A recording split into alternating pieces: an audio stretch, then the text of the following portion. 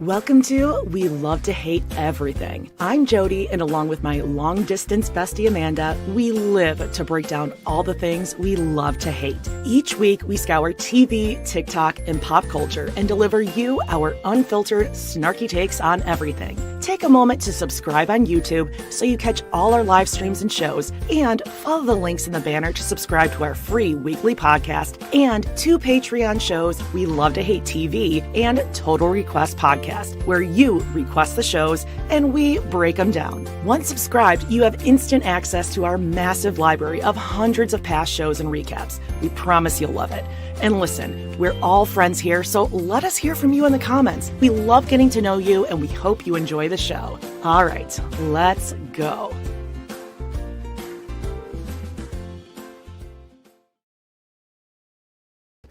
Hello and welcome to We Love to Hate Everything. I'm Jody. And I'm Amanda. Welcome. And we're going to blast through this today. Jody's got a heart out. So we're going to make this efficient like the real podcasts do. Like the real, yeah. It's like the real ones. It's finals week at the high school. I know, I look too young to have 2 high schoolers. I know what you guys are all, you're like, what? Are you even allowed to have children? But yes, I have to pick up the youth because it's so cold and there's no busing right now, Amanda. Here. And I'm the mom who's not like Robyn, who doesn't buy brand new cars for my children and instead makes it more difficult for myself. So are you going to buy? You're going to buy a car for Charlie? Yes. Is that what you? That's what your text you out of indicated. Your mind? That's what your text indicated last night. You were like, I have a car-ish issue or something. It sounded like you were going to buy a car. Oh yeah, like too many people, not enough cars. Well, that's hilarious. Solve that. You buy Charlie a car. I don't know why I'm pushing for this. Yeah, I don't even know because he doesn't even have his license yet. Paige does, but and I know how much money you make, and I can't buy a car.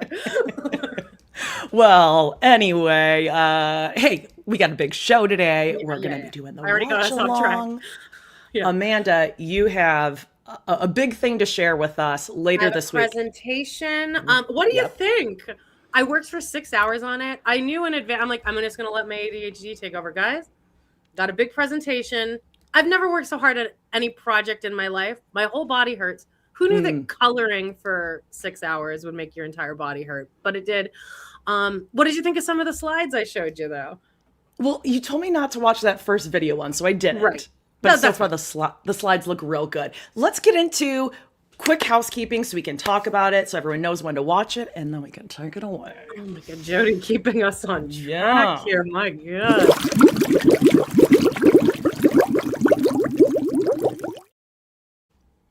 I'm a real slave driver of sorts, you know. I have a really strong moral compass. And I want to keep this family on track. Hey, every Tuesday, check out our episode of Hot Topics where we're talking about everything that we're watching and we're hearing about, and we're kind of obsessed with Before the 90 Days. So if you are too, make sure you check that out. Drops every Tuesday. You can watch it on YouTube. Also, you're here, so you know what's going on. Every Tuesday, we're doing a live watch along of Sister Wives, and we'll talk what's going to happen when the season's over. I'm not quite sure what we've decided what to do, but we'll be doing some live stuff, so don't worry. Yeah. Make sure you're checking out Traitors, our take on this week's girl dinner. And this was just what, like the first section of episodes, first little bit of second? The first turd, right? The first 3. And then now we're caught up. We kind of addressed the most recent episode on the Hot Topics yesterday. Somebody has a question here. Jennifer says, who's the Robyn lookalike in the white headband? Oh. That's Lisa. She, not baby girl Lisa, but she's a Lisa. And and actually you filled us in on some breaking news on Hot Topics about Lisa. So I did. Her sister got some tea. Oh, shocking. Make sure you're also checking out Patreon. We're continuing our coverage of Sister Wives, season 15, episode 8. Can I Light You Up? We're in the middle of COVID and yikes, beginning of the end, as we always say. Really, episode 1, season 1 was the beginning of the end. Yeah. We'll go back. Now, this is a show. I may actually continue watching this. Total Request podcast this week is A Sorority Mom's Guide to Rush. It's on Lifetime. You can watch it a couple different places. Yikes. Actually, I was just telling my daughter, she was asking what hazing was. There was like a hazing thing a couple towns away, and it was really John Hamm was involved in a hazing thing. Oh, she was like, oh, is it like they get in trouble, like they like yell at them and stuff, or like, oh. No, they make them drink Not until really. they just die of alcohol poisoning. Yeah, Adam and I were like, no, it's more like they humiliate you, get you drunk, and leave you with, sexual trauma for the rest of your life. But there's that. So, yeah, check that out. It's kind of just a funny, easy watch. So there you go. Speaking of hazing. Hold on. You check out Pod in the City. Okay. Yeah, check out my other podcast, Pod in the City. Me and Joan every Friday. And we're going to move our Browntown next Friday. It's going to be like a thing. But one thing that will always remain is that me and Joan have our Sex in the City live every Friday at noon. What am I? Mountain. Speaking of hazing, John Hamm. I watched season 5, episode 1 of Mad Men finally yesterday, or season 6. And I can't get that fucking Zooby Zooby Zoo song out of my head. I'm going to kill myself. You probably heard me like singing it as I was walking around the house. It's like Zooby Zooby Zoo. It was on the commercial. It was on commercials and stuff after it. Anyway, she sings this song. Really gets stuck in your damn head. So I need to get a different song in there. But at least it's not that K-pop song, which was in my head for like 7 days straight. I won't. You know what I have in my head right now, actually? What? I don't want. What is it? It's not the one that's normally in my head, which like it doesn't. There's like a Restasis commercial. There's some prescription. It's like Renvolti, and How's it go? Sing it. I can't remember it now, but it doesn't like fit with the song. Like you will hear it, and you'll be like, why did they choose that song? But right now I have Cosentix in my head in case Ozempic. Let us know in the comments what song's in your head right now. I'm sure everyone has a song in their head. That's one of my favorite games. Just ask. Because you do have a song in your head more than you everyone think. Will There's have a song one. in your head. I got Zooby Zooby Zoo in my head. Yeah, Megan's birthday performance. I have I Will Light You Up. Oh, that was in my head a lot whenever I was doing the editing for that. Yeah. And by editing, I mean uploading without ever looking at the episode again. Okay, so back to address the thing I have prepared for Friday. I was going to make a chart, but then it kind of got away from me. You can't label this. Oh, Rexulti. How does it go? Yes, Krista knows. It's Rexulti. Look at. I mean, the chat knows. Yeah. You guys know your prescription. Watch Zooby Zoo on do you know that it's the name of the song is Zoo and then the second word is Bizoo? You wouldn't know that. Anyway, this is for all the people watching Mad Men out there. Okay. Oh yeah. So I'm making the chart got away from me. There's too much stuff to put in just one chart. Okay. So I put together a series of like 50 slides, all hand drawn, of the timeline of the Browns' finances. And Zuleska did most of the legwork for me. It was a real big project, but I was going to do it today. And then Jody's like, we need to be done in 2 hours tomorrow. So I'm like, well, I'll move it to Browntown. And now I have room to breathe. So get ready, guys. Perfect. Get out your pens and papers. We'll be taking notes. Are we doing this? All right. I think we're ready. We're going to take it away. Now, this episode, my God, like, this is why we need a chart. I'm super excited to see next week and week 4 because we're getting fired up and Robyn is really not happy at the end of this thing. She's a monster. We're getting catfish next week, maybe? Yes, I believe so. Sorry, Teflon Queen says Vicky by Stig the Artist. Also, you know my favorite, and I know no one thinks this is funny, but it makes me laugh. I call him Matism. Stig. Matism. Oh, is that what she's... Okay. Jesus, that was a big joke. All right, so let's go. For those of you who are new, we are going to play the audio. We'll give you timestamps. Unfortunately, we can't play the video along. Wouldn't that be nice someday if we could? So let me know how the sound is, if it's too loud, too soft, and we will take it away. Jody, get the glasses. The glasses on. Yes. Gotta get the glasses on for the viewing. Ready? You look so pretty. Look at my girl. Look at my girl. We were deciding glasses or no glasses, and I'm like, you know what? I'll put them on halfway through. A versatile look. A versatile look. Mm-hmm. Okay. All right. 4212 at the top. Do you want me to read the description? Oh, yeah. Yeah. Let's do it. One-on-one part 2. The one-on-one conversations continue as Kody shares that Coyote Pass was a major influence on his apologies to his ex-wife. To his ex-wives.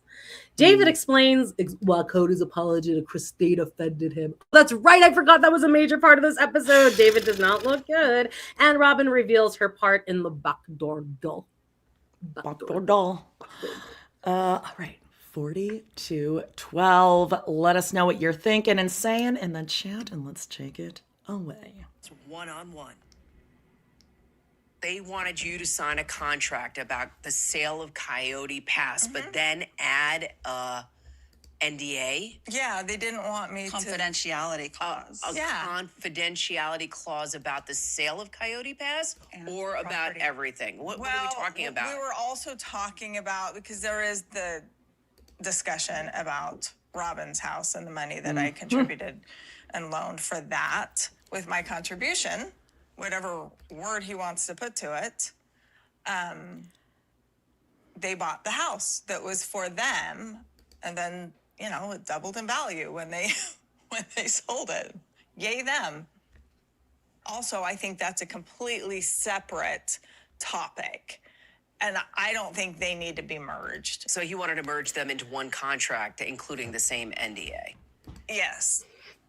Okay, let's pause right there for a moment. I'm giggling in anticipation of how funny it's going to be when Janelle's like, yeah, we signed them, but I guess we're just not gonna adhere to that.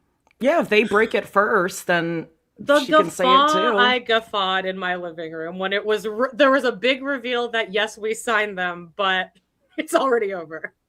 Yeah, I mean, as long as we're talking, I'll spill too. Okay, so what's your thought on this whole Mary thing? Because we're gonna get into it, and it gets like really.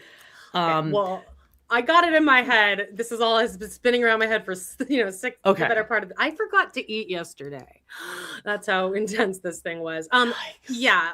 So what are you confused about anything in particular? I think I have. So Mary, what they're going to be talking about, right, is Mary's sale of the Vegas house. Yes. That they did their legal divorce before they sold that house. Right. So even though they were going to be legally divorced, in that legal divorce, Kody will get half the assets from the house. Right. Then Robyn and Kody are going to be saying in this episode that she didn't give him that money, even though she said she was going to. Right. And then Kody thinks that he was owed that. In my opinion, I feel like, I mean, it's ridiculous because Mary's given them so much money, but technically, yes, I would back down on that one because, yeah, I guess you technically do kind of own half the house, I guess. Right? Do you agree on that? I do, and I think that is well, that's just like a standard thing in a contract like that. My guess would be because I don't know. I attempted this in our divorce. Like, let's do this together. We'll do, a collaborative divorce. And they did use the same attorney, right? Was it Ron Reynolds? Cody's best friend. Esquire is what Corey and Carly call him. Since they use the same attorney, like you have to be like really careful and make sure that everything is fair in that. And I only know that like my parents kind of did the same thing. Like you're both like pro se, you're doing it together.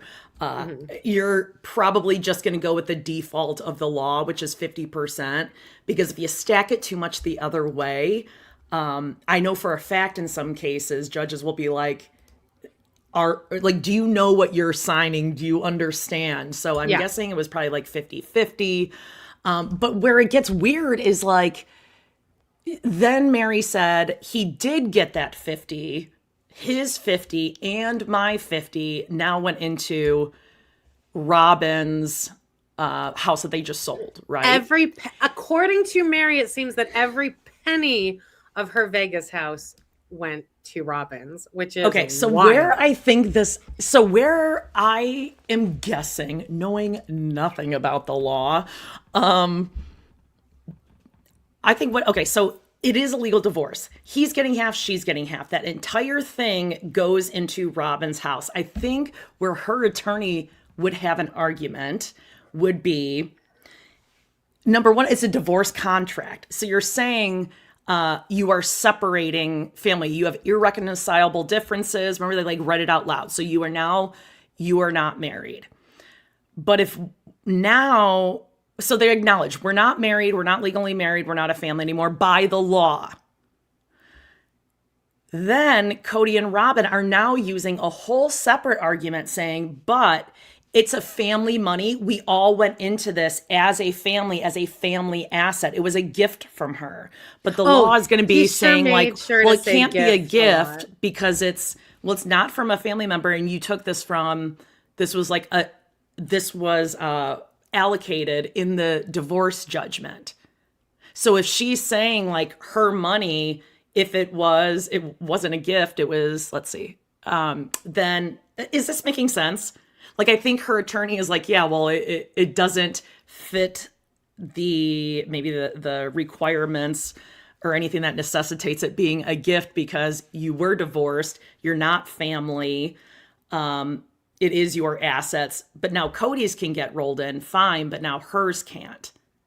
The thing with with all the different things going on here, the problem here is that not all can happen. Like, this one negates this one, and they all kind of outweigh the other. Like, if this thing happens, then this one can't happen. So like, it really, in order to really make sense of this, you kind of have to just not even try to like let anything in, because they all the different arguments negate each other. Were we married? Well, then but yeah, Mary's attorney, I think she just had to like eat it on the land and know that like, we'll take this separately because that was your judgment in the divorce. Mm-hmm. And you could say, okay, this is my other part, and I don't know how to explain this correctly. Maybe there's like people who know legal terms in the chat. So now let's say they're divorced. Reynolds was like 50-50. Now they sell that house. Mary so-called like gifts it to them because even though they're divorced, law, we're still a family. She gave it to us. Well, Mary could say, I was under the impression, like I signed that under duress.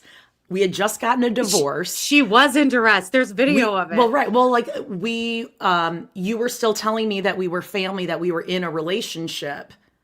But now you're saying like it was a gift to you and we didn't have a relationship. So I think her attorney will have something in there to say like Mary, if Kody's party can prove that she did give a gift, they may be able to prove that Mary gave the gift under false pretenses or something like that. Right, which is why Kody keeps repeating the word gift.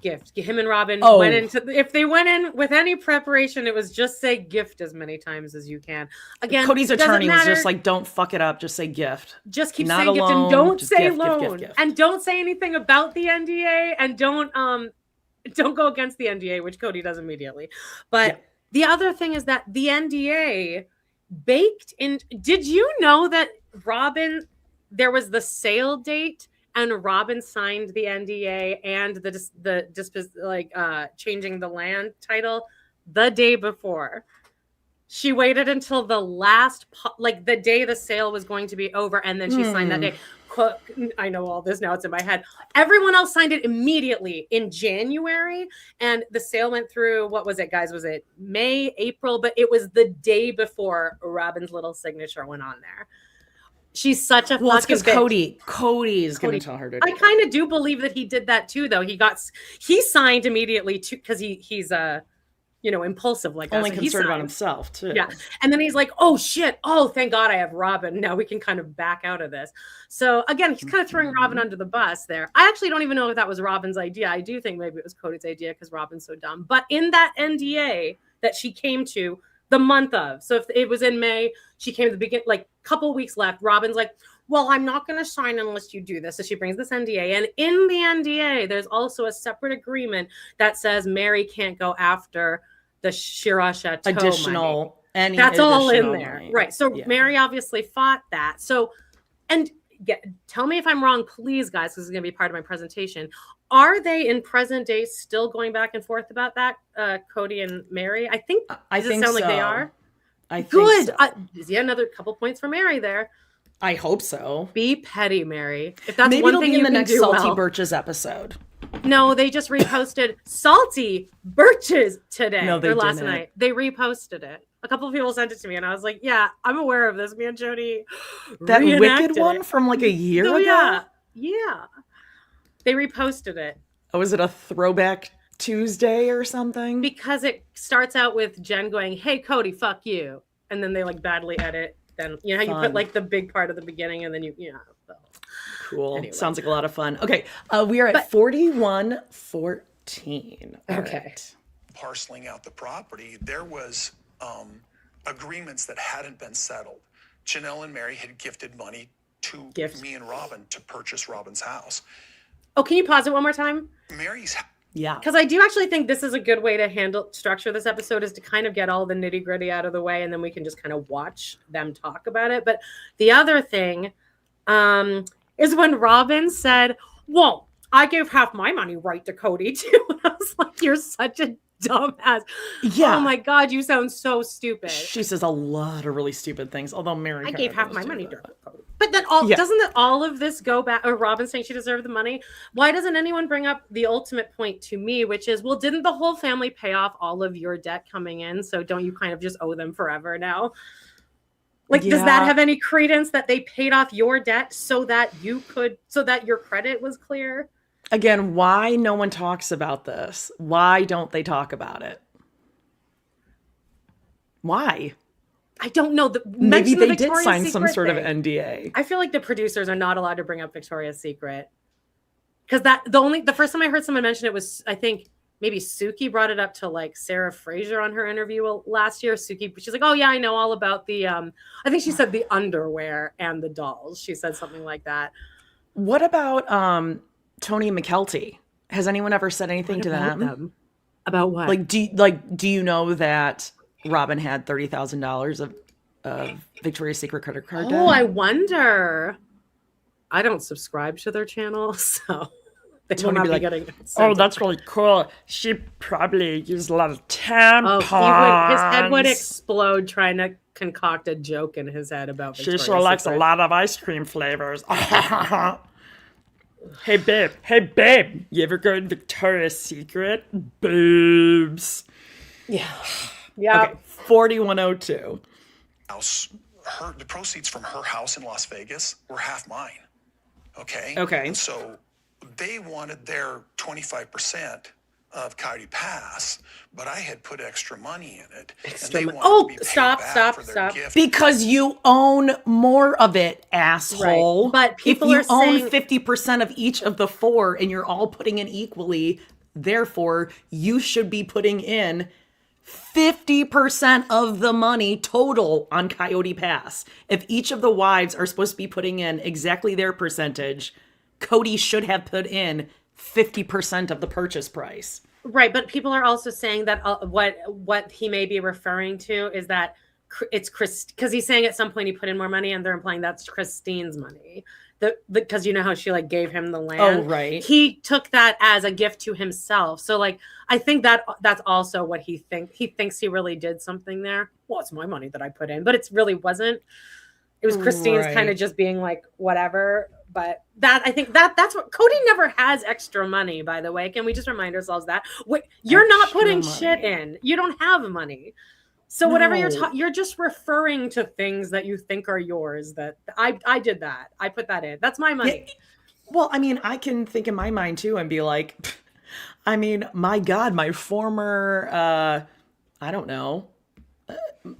You could think of it like Amanda. I could be like, I mean, I actually have claim to your family's vacation house. I mean, like, you and I are business partners. Yeah. So I technically also own half your stake in your family's assets, Amanda. Or me saying, that's how I see it. Like, I paid all of StreamYard from my account. It's like that.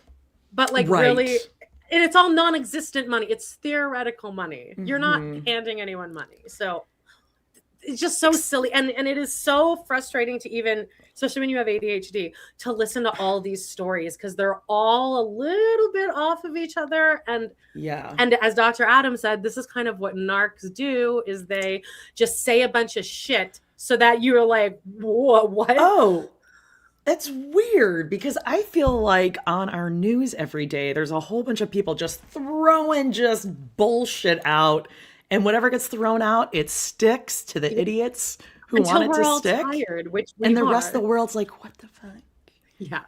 Yeah, like, yes, he's just going to throw it out because he knows he's not going to have to answer to anything he says in this interview with Suki today. It might be next year's tell-all. Oh, yeah. Yeah. Okay. 47. Oh, I'm right. For Robyn's house, but I hadn't been compensated and we couldn't negotiate. I hadn't there's been a lot of compensated. moving parts with this. Yes. What you're talking about. So let's try and simplify it as much as we can, right? Okay. So both Janelle and Mary wanted the money that they put into Robyn's house, right? Yeah, the money that they gifted for Robyn's house. Right. They wanted that money back. So in the end, you were able to get Janelle the money that she felt she was owed, and she was good with that. Yeah. Janelle Mary rolled over. Still wanted her money And Mary will from get one of the proceeds that she And Mary put will get her into money, Kody just said. Robyn's house. Okay, let's pause there. Yeah, I have something. I think Janelle rolled over on like the house stuff. She was like, whatever, like, I'm just going to take what I can take from the land. And I mean, you got to do what you got to do. Or I think anyone who's gone through a think she divorce, rolled I'm sure over even too. you and Brad, like, you guys got along, but there's certain things that you're just like, okay, whatever. Like, it's just going to be what it's going to be. You take that, I take this, whatever. I get fucked on that. I paid off, your loan before, and you pay, like, it just happens. There is no completely fair. There just isn't. The one thing me and Brad fought over was a hand-painted Sweeney Todd poster, and he got it. But people were also saying that Did you sign an NDA about it? I got the other Sweeney Todd poster. Well, I guess now you're talking about it, so let's just hear all of the dirt. Should I call Brad? He won't answer. He never does. But anyway, you talked about the Sweeney Todd poster. The dog has kennel cough back here. Now I'm coughing. What was I saying? Oh, people think there's rumblings, and I don't even know where this came from, but that Janelle rolled over because Kody agreed to roll over Garrison's trust and the rights to his house, which goes back to that people think that Robyn asked about Garrison's house because it had been sold. I believe that. This is another part of the timeline I didn't even make slides for, because to make a timeline of the Browns, there's so many other, like, you can't just tell one story. You have to go way can't. back. And it's like, are you going by when the episodes aired? Are you like trying to dig and trying to find out the actual dates of things? No, there were things where I would have to look up what episode, like, I would find out what episode this thing aired, and it said, so this was probably, like, it is wild to try to figure. Then you're like, oh, it was fall, so it would have to be the fall before. Oh, right. Good Lord. But yeah, I was like, I planned on just making a timeline of what they're talking about here. And I'm like, but you can't. You have to start at Robyn entering the family. I love people want you to call Brad. He would never answer, and he wouldn't remember probably. He's always like, you have the fucking most I bet you he memory. would. I bet you he would. I'm sure he still has it. I'll text him and say, do you still have the Sweeney Todd poster that you won in our divorce? Okay. I bet you it's hanging in his garage with all of his tools. No, it's too important for that. Brad. I have like 7 Brads in here. Okay. You keep going. I'm going to text this. Yes, go ahead. I was like, oh, do you want me to text my ex and be like, hey, remember when I just let you have all this shit? Remember when I made your life so much fucking easier? I think that would be a lot more fun than whatever Brad writes back in 3 days. You still Okay, you text Brad. I'll continue. We're at 40:09. Her and I have a negotiation for what she is owed versus what I am owed. So you and Mary still need to negotiate that, along with the money that was put into Robyn's house. Yes. So you're in the process of negotiating those two things as well. We haven't really done it. I've just told Mary on the phone, hey, listen, we're going to take care of this. We always intended to take care of it. It was a process of, like, They intend. Mary and Janelle both put money into my home down payment. We had already made Janelle square. She said 100% we were square with her, but Mary hadn't. And so she was worried about that. We were trying to like work this all out. There was this back and forth situation. We talked about a non-disclosure because it was like, let's not fight about finances publicly. So we were sitting there waiting for all of this to get figured out. Mary was trying to get to a place where she felt comfortable. Some of the things that she was asking for didn't feel fair, you know? And so it was like us kind of going back and forth and trying to make sure this was all taken care of. Can you pause? So if you were going to eventually take care of it, Yeah. why was then Mary refusing to sign this? Mary didn't like... Okay. It's fine. I forgot now. Absolutely. Just the way that they're saying it about Janelle just rolled over and said, fuck it, just give me whatever I can get out of the land. Bye-bye. Like, you know, screw you guys. I don't want your icky money. You're going to need it for that house that you're probably going to foreclose on in the next, 5 years. And Mary wants hers. I don't know. I totally get Janelle, honestly, because she knows that she's going to spend probably at least half of what she would get out of it on attorney's fees. And it's so fucking stressful and it's so much time and effort to go through all of that. It is easier to just... Maybe she knew that Mary was going to be petty. And she's like, well, as long as somebody kind of ruins their life a little bit. The other thing is that I noted that Kody is constantly saying our with him and Mary's house, him and Janelle's house, him and Christine's house, but Robyn's house. And Robyn's doing the same thing. My house, but Kody and Janelle's house, which brings me back to what I was saying yesterday in our COVID episode, that it is a insult to my intelligence when Robyn films the Zoom meetings from her car. Like the whole audience is made up of fucking idiots. Yeah. Like we don't see what you're doing. It's annoying that they think they're outsmarting us in any way. It's very irritating. And that is why we hate her. I think we talked yesterday, like, why is Robyn, like, why do women hate Robyn so specifically? Let us know in the chat, guys. Because we're like talking about like Kyle Richards, people, Amber Portwood, Farrah. But none of them are even close to being okay. So I've heard the theory that it's like, oh, women all love that because like Robyn was like the thin, pretty wife, and everyone loves like when a woman who's like that you don't like, they age badly, and like, I don't think that's it. I was saying to you, I'm like, I think it's more deeper it's like than that. We know that girl. It's like that girl that was in our class that was like, oh, she came off like all sweet and like, oh, kind of like brown nose her to the teacher, whatever. But then when the teacher leaves, she's pulling your hair, she's pinching you, and she's you think real you're the only one that sneaky. sees it. You're like, it's everyone else like mad that they don't see it, so it's like everyone else is seeing that Rob. But we also agree that it's because Robyn's never gotten retribution for anything. She keeps getting her way, and that's what's irritating, and that's why we keep watching, because there has to be a shoe dropping at some point. Like we've seen it with Kody. We have had Kody, like show his ass where we can laugh at him and be like, but it's Robyn who's just like, I don't know what everyone's talking about. I'm just sitting here. I don't know. And no one will ask her a question. They're just so afraid. Chat's blowing up over this thing. Keep telling us, guys. Keep it up. Engage. 38:55. The non-disclosure, she was worried that it was going to some sort of gag order on her, and it is. She was not comfortable with that. And then also just going back and forth a little bit with like considering the money that Kody and I put into Coyote Pass that they hadn't put into Coyote Pass. She didn't want to consider that. And then her wanting all of the money from her house proceeds when Kody and her own the house jointly. You also had to sign an NDA. She sure had a, I'm going to stop here. Robyn sure had a list of things just ready to go right there. She sure did, yeah. She go, we could talk about like, and then we had this, then we had our house, and then I was about, I thought you didn't really know what was going on, Robyn. You just wanted everything fair. You were just sitting there waiting for Mary to sign. I was just ready. I don't know. It's the playing dumb, and we're all like, your house that you were living in is right there. Yeah. You knew what was going on. You can't play dumb. But well, don't worry, because Suki kind of makes her short circuit at the end of this episode when she goes into the seriously right now, which is what Robyn does to Christine when Christine calls her out for that nanny thing that Jugs weighed in on. On the couch. Serious? Are you serious? Yeah, I'm serious. Did I stutter? Yeah.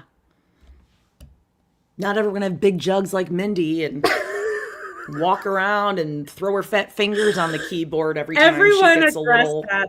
Corey and Carly even address that, and they don't usually go in the mud of the Instagram. Dummy, go away, fucking Mindy. How old is she? That she's like fucking taking her babysitting wages to Facebook 10 years later. I'm gonna look up how old she is. How old be upset at yourself that you were cuddling up with Saul and Ari and living in that house. Don't be mad at us. 38-24. All right, Janelle. We all signed it, but apparently it's not being honored.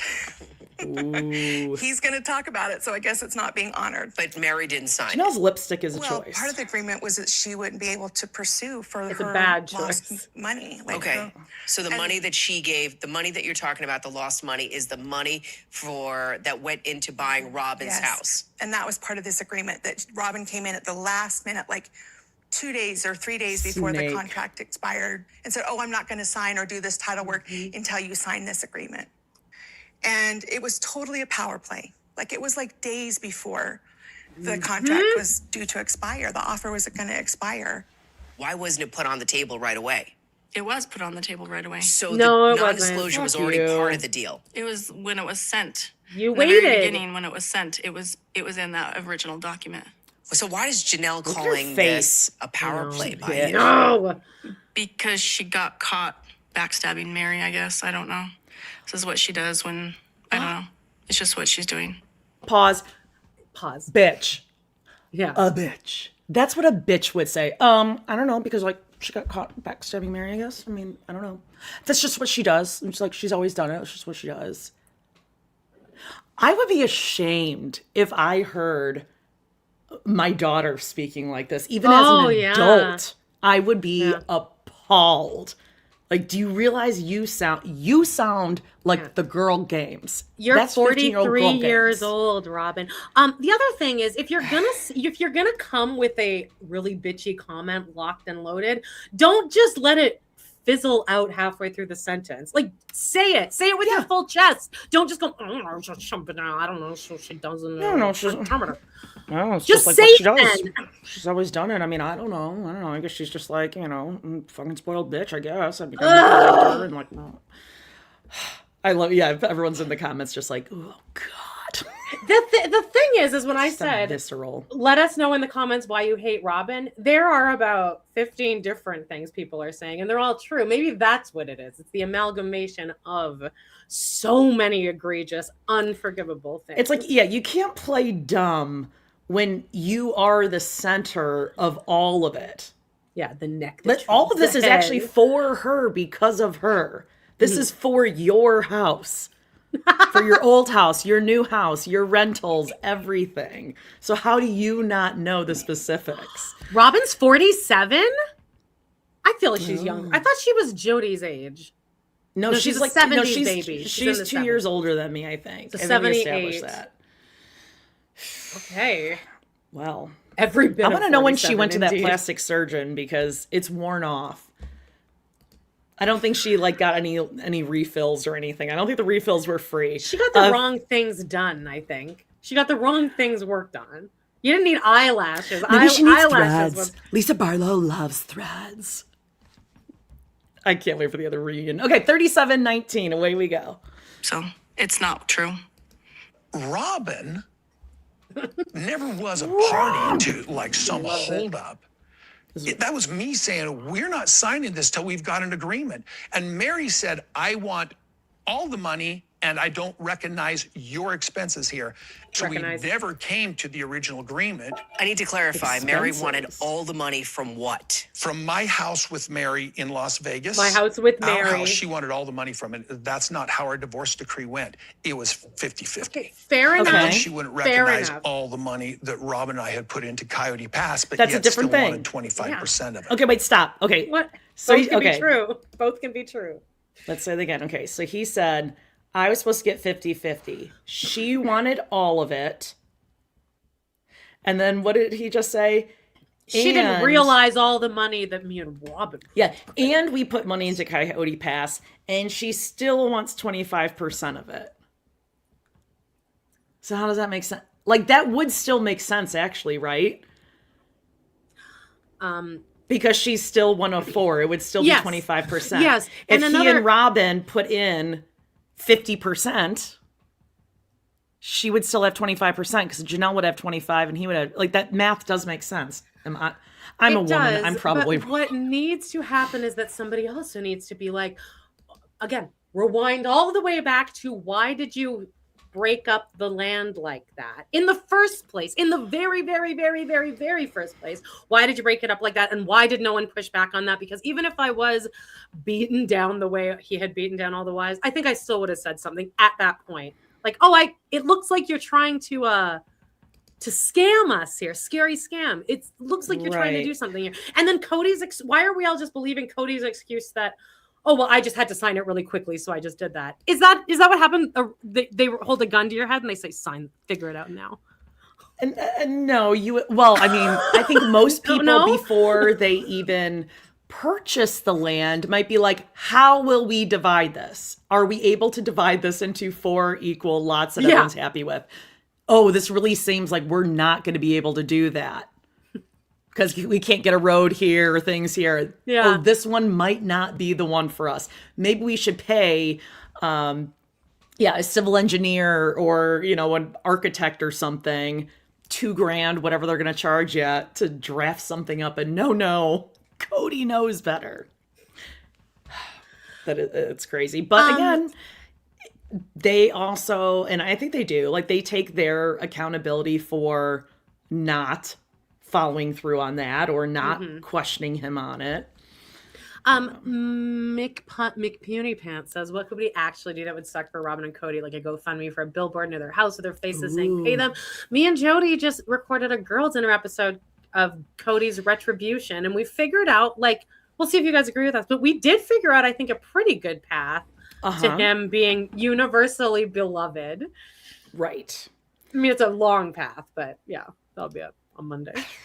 I don't know. I don't think it's ever possible because I don't think they will ever break up or divorce, Kody and Robyn. You do. I don't. Well, that's what has to happen in order for it to happen. So she can't die. It needs to be a divorce, and he needs to leave her. Anyway, I still think she's in love with him, though. No, she's not. Mommies agree to disagree. I do. It's a hot take. 3640. Because he was legally married to you, he feels he was owed half of what the house was worth. I have never fought him on that. Oh. And so when I got the email back from him, like literally just in the past week or so, saying that I demanded the full amount of the equity, I mean, sure, it would make sense that I would get it because, I'm the only one who lived in it for the majority of the time that we owned it. And I'm the one who made all the payments. But you know what? Your name was on it, so you can have half of it. Like, literally, that's how I felt. I'm not going to fight that. Why does he have the equity? Why does he have the money? Yes, let's talk about Suki, that. why don't you does ask he Kody have the that? money? If you lived in the house, you paid all the payments, why does he have the equity to the house? That was the loan that I gave to purchase Robyn's house in Flagstaff. That's that money. Every penny of it. Every penny of the house that you sold in Vegas went straight to Robyn's house? Yes. And this is something that I have consented to never talk about. But we'll talk about it now. It's kind of interesting because Mary said she only wanted what was fair, and she said that what was fair was 50% of the sale of the house.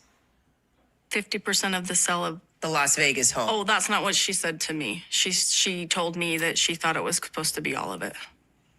Okay. So So that was something that still needed to be hammered out. Because if you're saying that she wanted all of the money, and then Cody's saying, well, I was married to you, and legally I'm allowed to half of the sale of the home. Yeah. Okay, I'm going to pause right here really quickly. Okay. Robyn's full of shit here. And what she's about to say, I believe this is the part where they're going to start talking about her insurance, like her home insurance and all that. Yeah, I clocked that too. And I'm not even a homeowner, but I was like, you're stupid. That was just a lie. Where'd you pull that up? Okay, well, a couple different things. Yeah, I don't know if Mary could be thinking of like PMI, which is like part of your insurance, but that's not homeowners insurance. Wait, do you believe that Mary never said I get all of this? Because I believe that she probably said that a few bitchy times. No, I want all of it. I guarantee you. I'm sure, but I think she probably did concede. Like her attorney probably did say, like, this is in your divorce decree. It's going to be really hard to like go back and undo that. So half of that is his. However, we could talk about like the money that you put in, you know, if you put it in as a gift with the intention of like getting it back someday, or that you are not part of the family, that whole separate thing. That's a loan. But no, Mary's wrong. But also, like, Robyn, homeowners insurance is in no way equivalent to the equity that you are putting into your home. Not the same freaking thing. Everyone in the chat saying this, like, it's included in your mortgage. And I had the conversation with my mom. She's like, well, you're gonna have to get insurance. And I was like, can I just not get that? She's like, no, you like it, like comes with it. Like, even I know that. And Robyn, this is just a crazy, a weird thing to say. It also shows how much she's not actually involved in any of the paperwork for anything. Right. Well, and I feel like Mary was like on the spot. She was like, wait, what are you talking about? Okay, so some people's homeowners insurance, you can do it with their mortgage. So there you go. Whether it is or isn't, I mean, that's like great for Mary to be like, hey, you know, like Mary is correct, whatever. But even so, even if Kody made every single portion of that homeowner's insurance payment, that would have nothing to do with the equity that she was building in the house. Like, your homeowner's insurance can be like, I don't know, $3,000 a year, more or less, depending on your home. That's wild. And the other thing I want to think about is do we know how much they put down on that house? I think I do have that information from the timeline that Zuleska sent me, but I can't find it now. Because they bought it for like what, $800,000 or $900,000? Oh, I do have that. I don't want to try to shuffle. Because if they bought it for $800,000 or $900,000, which house are you talking about? The what was it, like Hash Knife? Chateau? Yeah. Shira Chateau. Oh, Hash Knife is. Oh no. No. Their first flag, the Flagstaff. Shira Chateau. Yes. Sure. Yes. The one that was on the Zillow listing. Yes. The one with the bad street. That from the street view, it looks like. Yeah. So because I don't think they put 20% down on that. Maybe someone in the chat can figure this out. I think the down payment was. I think pretty much all of it was creative financing, I believe. Because it couldn't have been, if they didn't put, like, let's say 20% of 900,000. What, 10% is 90, so they would have had to put down 180,000 roughly for a $900,000 house. Mm-hmm. And they got that down payment from Janelle's and Mary's. We'd have to do the math to see like how much would have been Mary's portion of the house in Las Vegas. I'm just wondering like how much equity they really had in those Vegas homes, and like how much they had to pay off all these other loans that they were taking out to even be able to afford that mortgage. Do you know what I'm saying? Like, they could have, like, let's say Mary bought her house for $300,000 and she sold it for $600,000. She may not have profited $300,000. Like, they might have only profited $100,000 or something. I think they made like around $180,000 max. Okay. I think. But again, I have all this in my notes. But here, minus the closing costs and stuff, Janelle and Mary gave them $500,000. They put down $500,000 on that house. Whoa. But it was a gift. That's wild. That is, why would they do that if they knew like if they wanted to build, why would you want to throw all your cash into that? Well, that's Well, why I guess Robyn. then they were probably going to buy. God, like my mind can't even go into that crazy, like wheeling and dealing and like, yeah, borrowing from this one. And then you can like, transfer your balance to that one. My mind will never be able to keep up with the shistiness. 3503 exactly. Everybody had proceeds from their house. I mean, I gave Kody half of my sale of my home as well. Well, you didn't give it to you. Right. Like, You're married. You didn't give him anything. You didn't give it to Kody. You sold your house and you put it into the next one. You fucking dumbass. And who I'm most upset here with? Suki. Suki, be like, well, you didn't really give that to Kody then. That's your money. You didn't give him anything. You kept that for yourself. Also, Robyn, can you talk about what you did with your ex-husband? Oh, yeah. I wish someone would bring that up. How did you handle that in your divorce? Oh, yeah. 3455. Also said that Kody never lived in the Las Vegas home with her, that she paid a lot of payments into that house. Mm-hmm.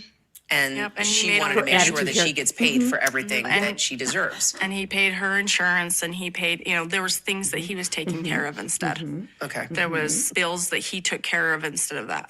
So it was kind of like, that was how we, like, you take care of this bill, you take care of this bill kind of a thing. So, okay.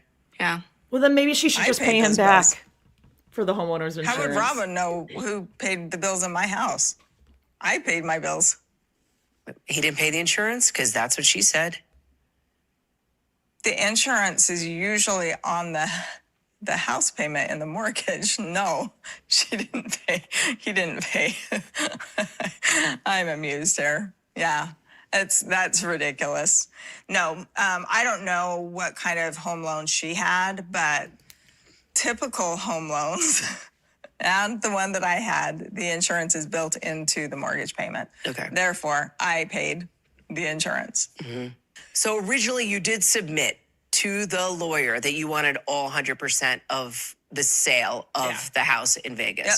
But now you are conceding and saying, okay. Oh, I conceded early on. And that's what I keep saying. I conceded early on.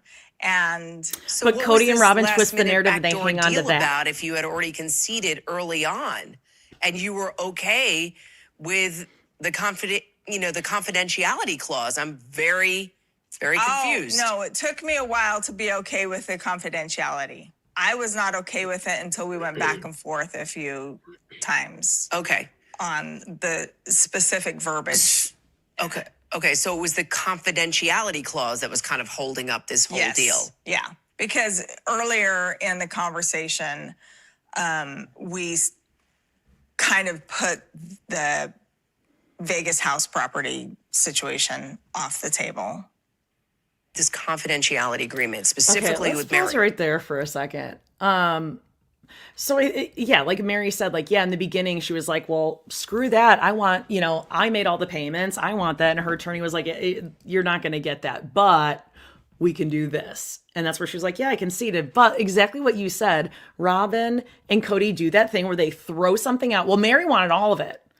Okay, but also include the part where she came back very quickly and said, okay, that's off the table, but it's this. But they don't. They like hang on to that one thing so they can throw it out there and like spin this propaganda that Mary's just stealing all their money. Like we watched the show. We saw Mary working, paying her bills, having an actual job. 3245. Was Mary afraid that she wouldn't be getting a fair deal and then she wouldn't be able to speak about it? That she would just have to accept what you give her? It would have just been a bargaining chip with Mary agreeing to half of our house in Vegas and her 25% Can we actually stop of it? the extra expenses. I'd like someone to also say, Kody, you did say during the season and in part one of this tell-all that you were considering screwing these women over. Can we bring that to the table as an argument? You've said it. You said you were thinking about it. So how could you be mad at them for lawyering up and trying to come after their money when you've already said, and then he's saying here, well, I told Mary we'll work this out. But you also said, I've been thinking about screwing them over. Robyn's not letting me, but I sure thought about it. Can somebody bring that up, please? Well, I want to bring up to Mary the fact that Janelle told her, you should get an attorney. They're trying to screw you over. Yeah. And Mary's like, in turn, went, actually maybe flew or drove from Parowan to Flagstaff. To go tell them. Yeah. In person. Give them a little hug, hello. Okay, so them in person. That Mary, when Mary went over there, they were signing something. So what was that? Because Mary went over there and then she spilled the beans, but she was there to sign something. Was that the titling? Was that like the 2 days? I think that was like getting everything in escrow. Because I think Janelle said earlier on, like she sent the money to pay for it, everything's signed. She really thinks Mary should. So that wasn't even the division of the land then? I don't think that was division of the land. I think it was like the division of the land was the day before. That's when Robyn signed that. So she was signing something else. And even Janelle I think it was just to put it for sale, like agreeing to list it. Correct me if I'm wrong. I think they might have had an offer at that point, but I'll have that figured out by Friday. But yeah, Mary was there to sign something, and then Robyn still waited until. Oh, thank you. Yes, Cindy and Aaron are saying that's what it was. The last prop. That's right. Okay. Yeah, because Janelle had sent the checks. It was the last payment for the property. And so they could pay it off so that they could then decide how they're going to sell it and all that. I mean, this is at least, a lot of this is filling in little puzzle pieces throughout the last 4 years, but it's still so much to figure out these Yahoo's finances. I mean, wow. I do feel badly for Mary. I mean, she's dealing with these jerks. However, that it was absolutely foolish. I'm sure Mary's attorney that she eventually hired wanted to bang their head against the wall when Mary said she went to their home, discussed it, signed some things with them, because Mary will always be a pick-me for Kody. And that's her own issue. If you're confused, like Mary, with the push and pull and why they're doing this and why they're doing that, and she says she's going to tell me, but she doesn't. They've shown you who they are. So if you keep going back over and over, are you mad at them now that you realize that the divorce was a total scam on you? Right. Are you mad about that? And you can't be mad at Janelle. You can't be mad at Janelle for warning you to get a lawyer. Yeah. And waiting this long. Again, you had the legal divorce. You had so many outs. We just actually watched the Murder Tarp episode where Kody says, in no uncertain terms. He was very friendly about it, actually. We were like, we're on Cody's side again. We were like, he's being actually like kind and gracious to her. He's like, Mary, please. I want you to be happy, please. Yes. She's like, I'm not going anywhere. Yeah. And then she's like, what if I kissed you right now? And he's like, I got him. Honest, Mary. Pitch black outside. Right. They're just shining their flashlights in each other's face. It's the funniest episode. It's really uncomfortable. Man. Again, this is like, she's just a glutton for punishment. She loves this. She will forever always leave some sort of tie to Kody so that she can do this because she loves it. She craves it. Okay, 32-24. Coyote Pass for me. But yes, Mary would have eventually gotten all of her money. Okay, sure. Absolute fair share. The stymie it's interesting the last minute was just that, wait a second, Janelle. I told Robyn to hold on signing those agreements. All the paperwork was in line. I was just waiting to wrap up all of it with Coyote Pass. Did she understand what all of it meant? I think she's just trying to cover because she's upset that I revealed that she was wanting to do a backdoor deal with Okay, there's no backdoor that was deal. All just because she was panicking that we would lose the buyer. There was no backdoor deal. There wasn't. Again, just because they say the word doesn't mean that it We were exists. talking about ways to get the thing done. Since Robyn had thrown this big rock, she was going to be the rock in the way. Her body language even here is that she's not an actress, Janelle. Like, I think if I was guilty, my behavior wouldn't. She's just like, there wasn't. She's too calm for this to. It was just there's no backdoor deal. There's not that. I understand what he's referring to, but no, it wasn't anything. So that is so real when you yourself get to the point like you were animated, you were engaging in this banter, and also you just get to a point and you're just like, okay, let's just cut the shit. No backdoor deal. Like, moving on. Yeah, it's just not it's not reality, so it's not worth discussing. It's kind of what Janelle's attitude is. And Kody and Robyn came with this card. They're gonna play it. They came. Their only card was this backdoor deal thing, and I don't know if they realize that it's not really landing. It's landing with Mary though. It worked with Mary. Mary's and it actually makes sense. Like I do think they had a conversation about doing a backdoor deal. Yes. I do think a conversation was had and they're like, well, I mean, it's just like not gonna go, whatever. It didn't end up happening. So why are we even talking about this? And do you know when that conversation happened? It obviously was in that 2-week period when Robyn was like NDA. So Janelle was back like, when they were, fuck. Yes, when they were scrambling. We're gonna lose this buyer. And Mary was being radio silent, I'm sure, doing her old Mary thing. And I think Janelle didn't even realize that all of the other shit was happening with discussion of the Vegas house and with the new house. I don't think she knew any of that was happening. So all Janelle knew is, oh my God, we're about to close in like a week. We're going to lose it. Can we just please do this?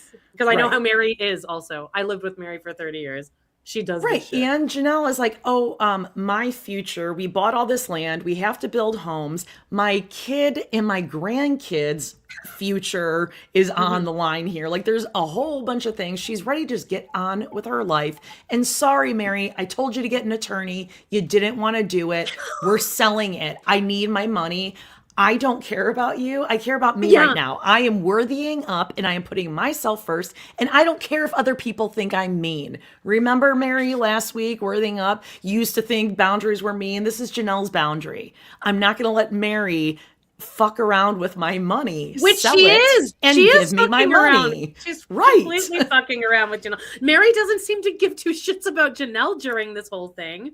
And Mary, if you weren't signing it, maybe you should have called Janelle, who was your friend, who told you to get an attorney and say, hey, the only reason I'm not signing this, bro, is that he wants me to sign this thing and I'm going to sue him later for that. So I'm sorry, I'm not trying to fuck you over, but like, this is what my attorney's telling me to do. And maybe you could have had Janelle ask her attorney and you guys could have worked together. But I'm sure that Kody on the phone with Mary told her, oh, well, Janelle said this shitty thing about you last week. Well, listen, I promise you that Janelle's attorney, which Janelle confirmed last week, actually, in the tell-all, that her attorney said, hey, listen, best case scenario and cheapest, without having to get more attorneys involved, is to just get the deal done and worry with it afterward. I will tell you, like, my divorce attorney will say stuff all the time and used to say stuff like, do this and then you can X, Y, Z. Like, there's stuff sometimes you just have to do before you can remedy something legally or, I don't know, punitively. And Mary's just not getting that. And Mary likes being the victim. So she's like, this is the perfect place for Mary to lean into. Do you know how exhausting it must be to be Jen, to finally have Mary where you want her? Like, right. So we hate them, right? And then 2 days later, Mary's like, I hate Janelle. Janelle's trying to skim me. And Jen's like, no. Yeah, it's like, she's not like going that way. Dates. She has to be like, here, let's watch a video of you telling yourself that you don't like Kody and Robyn and that you trust Janelle. Yeah, and at what point does Jen call up Janelle and be like, grr. Like, I totally fell for it at first. And like, I mean, you can be a bitch, Janelle. I mean, you know Janelle, you can be like real. Janelle would send the call to voicemail and then call her back in 3 days. She's like, oh, it's Jen. But I think once the conversation was happening, they could really have some nice venting. A nice venting Jen session. would sing like a canary. And oh my God. Give her a little of the sneaky Pete and she'll I can hear Janelle now. Experience story? She will be laughing. They will be laughing. A real laugh. Jen will be able to laugh with a real laugh. Like, for the first time. It would be a learning curve though. Like Jen would end every sentence laughing for like the first week and it's going to be real awkward. And then she'd have to wean herself off of it. She'd have to go through a laugh withdrawal. Like, oh, you don't have to laugh at the end of every goddamn sentence. I was just gonna say, and then she's gonna like go through like a little bit of a depression where she realizes the situation she was in, you know, and you're like, it's like it was like a Ruby Frankie and Jody Hildebrand situation where Ruby got away and she was like, whoa, she really like fucked with my head up there. And this is what Mary Summer is saying here. This is what several people are saying, is that Mary's saying, I will not be silent, but I also have nothing to say. Yeah. Except about Janelle. It's just about me being stubborn. It's about me being the contrarian. Oh, super sticker, thank you, from Robyn.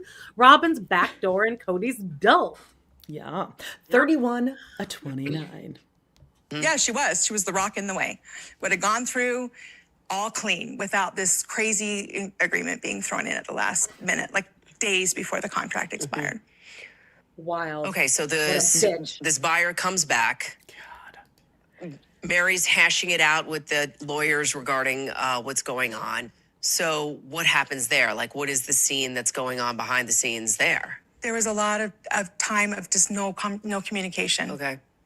I would call Kody every once in a while and text Mary once in a while and say, like, guys, we have a ticking clock here. This is going to expire in 60 days. And they would be like, yeah, we're working on it. Or, okay, there you go, Janelle. Mary won't talk to me. Or like, reminder. It was like a big waiting game. Janelle was getting impatient. All of a sudden I hear from Kody, him and Janelle are talking about a backdoor deal where they sell the property out from under Mary. Mary was in a very precarious situation. And so I was like, hell no, you're not doing this to Mary. And I was like, why are you even talking to Janelle about this? This is wrong. That's what she's mad about too. That's what she's mad about. Me and that's what she's mad about. Jealous. And I wonder if I was Janelle, I would really double down on trying to make Robyn think that I fucked Kody during the apology.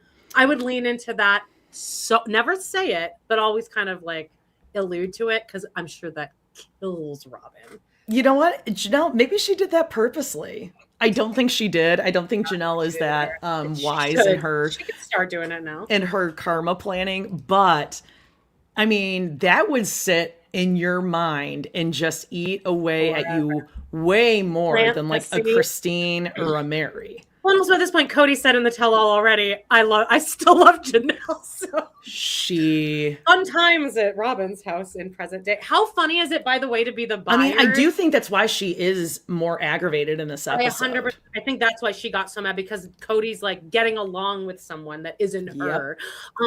Can you imagine being the buyers of Coyote Pass watching this and being like, oh my God, if I'd known this was happening, I could have just offered them $1 during that time. I'm sure their attorney is privy that it's a real, they know what land they're buying, like who they're buying it from. They know who they're buying it from. Exactly. Oh, shit. Like a normal house, you're an everyday person. Typically, like, you will kind of figure out, like, oh, they're divorcing, or they're, you know, they're splitting up, or they're moving to a different state or whatever. And sometimes you do like use those advantages. Eager to sell. Exactly. Eager to sell. Okay, so here's Robyn, the moral compass of the family. She's like, no, you're not gonna do this to Mary. Hell no. 30-17. Pressuring me, and I was just like, and then like threatening me a little bit. And I was like, fine, if you want to go down this road, then I will go legal on you too. Okay? Because I actually have a percentage in this property, and I will sit here in the middle of this road, and I will make sure we don't sell this property until we do this fairly. How is he threatening you? He was like, we're going to sell this. He was saying, me and Janelle, we feel like we should do this backdoor deal. Janelle's giving me all this pressure. Well, that's a threat.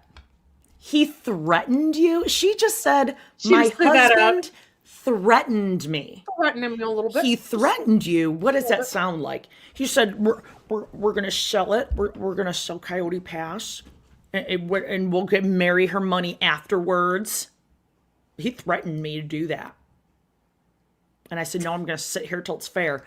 Okay, this is the other thing. Fair for who? She doesn't say fair for Mary here. She never says just that. Fair. Fair for her and Kody. That's why. Alice taught her that, by the way, to throw out this threat thing now.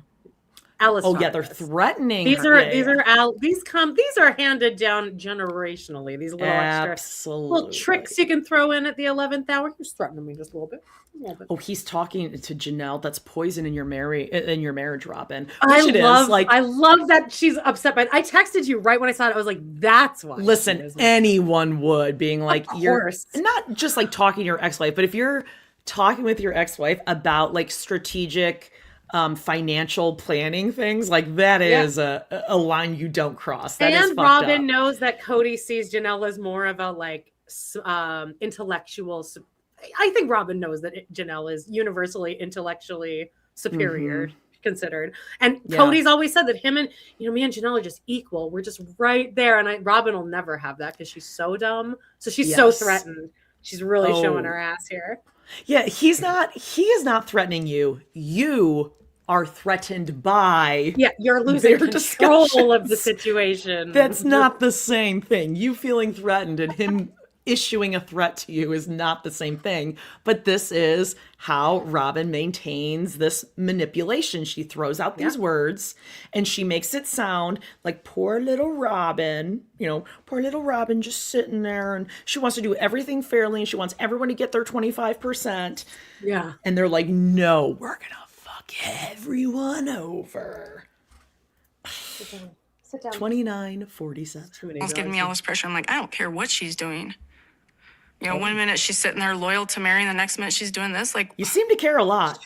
I'm like, I don't really care what you guys think you're doing. I don't care what you're frustrated and tired of this. We're gonna do this the right way. Yeah, that's what they were saying from the start. Happens fairly for Mary. This is a perfect example of why our family broke apart.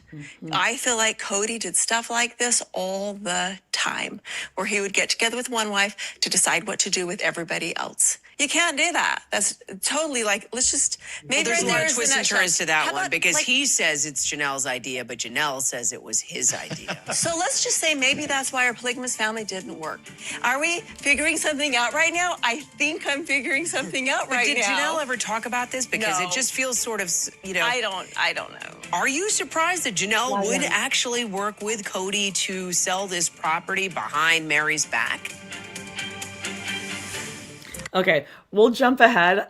This would be a good time, Suki, if you've ever watched the show, an episode, right there would have been a good opportunity to say to Robyn, you always said no one can tell Kody Brown what to do. He makes up his own mind. So you really think Janelle has the ability to talk to Kody, to convince Kody, huh? Sounds like a soulmate to me. Like, that would catch her in a spot because she can't say yes. She has that power to do it.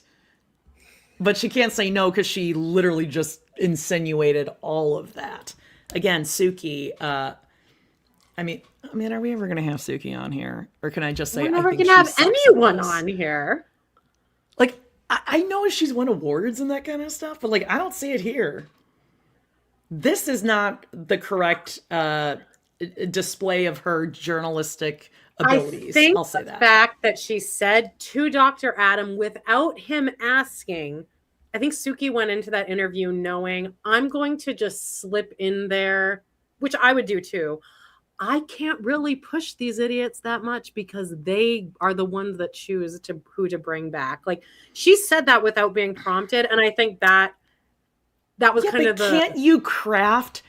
I mean, I think you and I, we could come up in this chat right now. We have like a good amount of people here, you guys. By the way, smash that like, give us a little thumbs up. Yeah, subscribe. The number of possibilities of ways to express that question in a different way. I mean, we could come up with 1,000 different ways to ask the exact same question that you could slip it by the Browns. They're not that bright. I agree, but don't you think that if she got a gotcha moment from Robyn and Kody, I think they would absolutely be like, "You're not bringing that bitch." They would say that she's not allowed back next year. Okay, fine, but like that interview would have fucking killed. Well, absolutely, yeah. It is kind of like it's a political game. Really. Then it would get great ratings, and then the network would be like, sorry, that's not part of your contract. We have whoever we want do the televotes. Yeah, what's your mortgage payments there, Kody and Robyn, and how exactly are you planning to pay them? Right. How much money's in your bank account, actually? Yeah, if you would like to pick who the host is, your compensation will actually be 15% less or whatever. Yeah.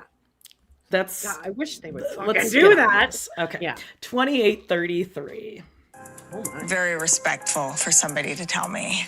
To say to her, Janelle and Kody are Wait, thinking about this? yelling. Right Yes. now? Oh my gosh. Are you serious right now? Yes, I'm serious. No, I'm sorry. I am not going to sit there. I did what I can't could. tell. And that is not a fair expectation of me at all. Okay, Oh my sorry. God, my ring light. I'm gonna just run to the other room and grab my other. You charger, got it. But you Okay. keep going. Keep going. Are you surprised that We Janelle are would at actually work with 2808. Kody to sell this property behind Mary's back? I think in all of this, you look like there's probably, in everybody's perspective, there's a little bit of truth. But everybody in their story has something in there that is 100% wrong. Why were Kody and Janelle teaming up with each other? Good question. It was more of just like, why are you partnering with anyone to do something immoral? That's what I was having a hard time with. It's not And immoral. I was like, Okay, I'm going to pause right here for a second. This is where Robyn starts to cry, and I did a little bit of a deep dive. Okay, so we have Robyn here. She's really trying to muster some tears. She's thinking real hard. I came back and Robyn was crying. Well, what do you know? crying. She's looking. She's, pretending as we can see, she's she's really, she's Fourth finger. She's harvesting some tears in there. She's not getting through those French manicures anymore, huh? I really No. thought that's something she would stick to just to piss everyone off. Could we say she's fracking for tears? Is this fracking? I mean, I still don't really know that. Well, listen, I did a deep dive. I've been trying to get my eye on that watch, trying to get a close-up view on her watch. Hoyer. That's right. It's a tag. It's an older one, but hey, if you want to buy it used, this one's it's got lots of deep scratches and things, but this one goes for $565. And Amanda, you said you had a similar watch.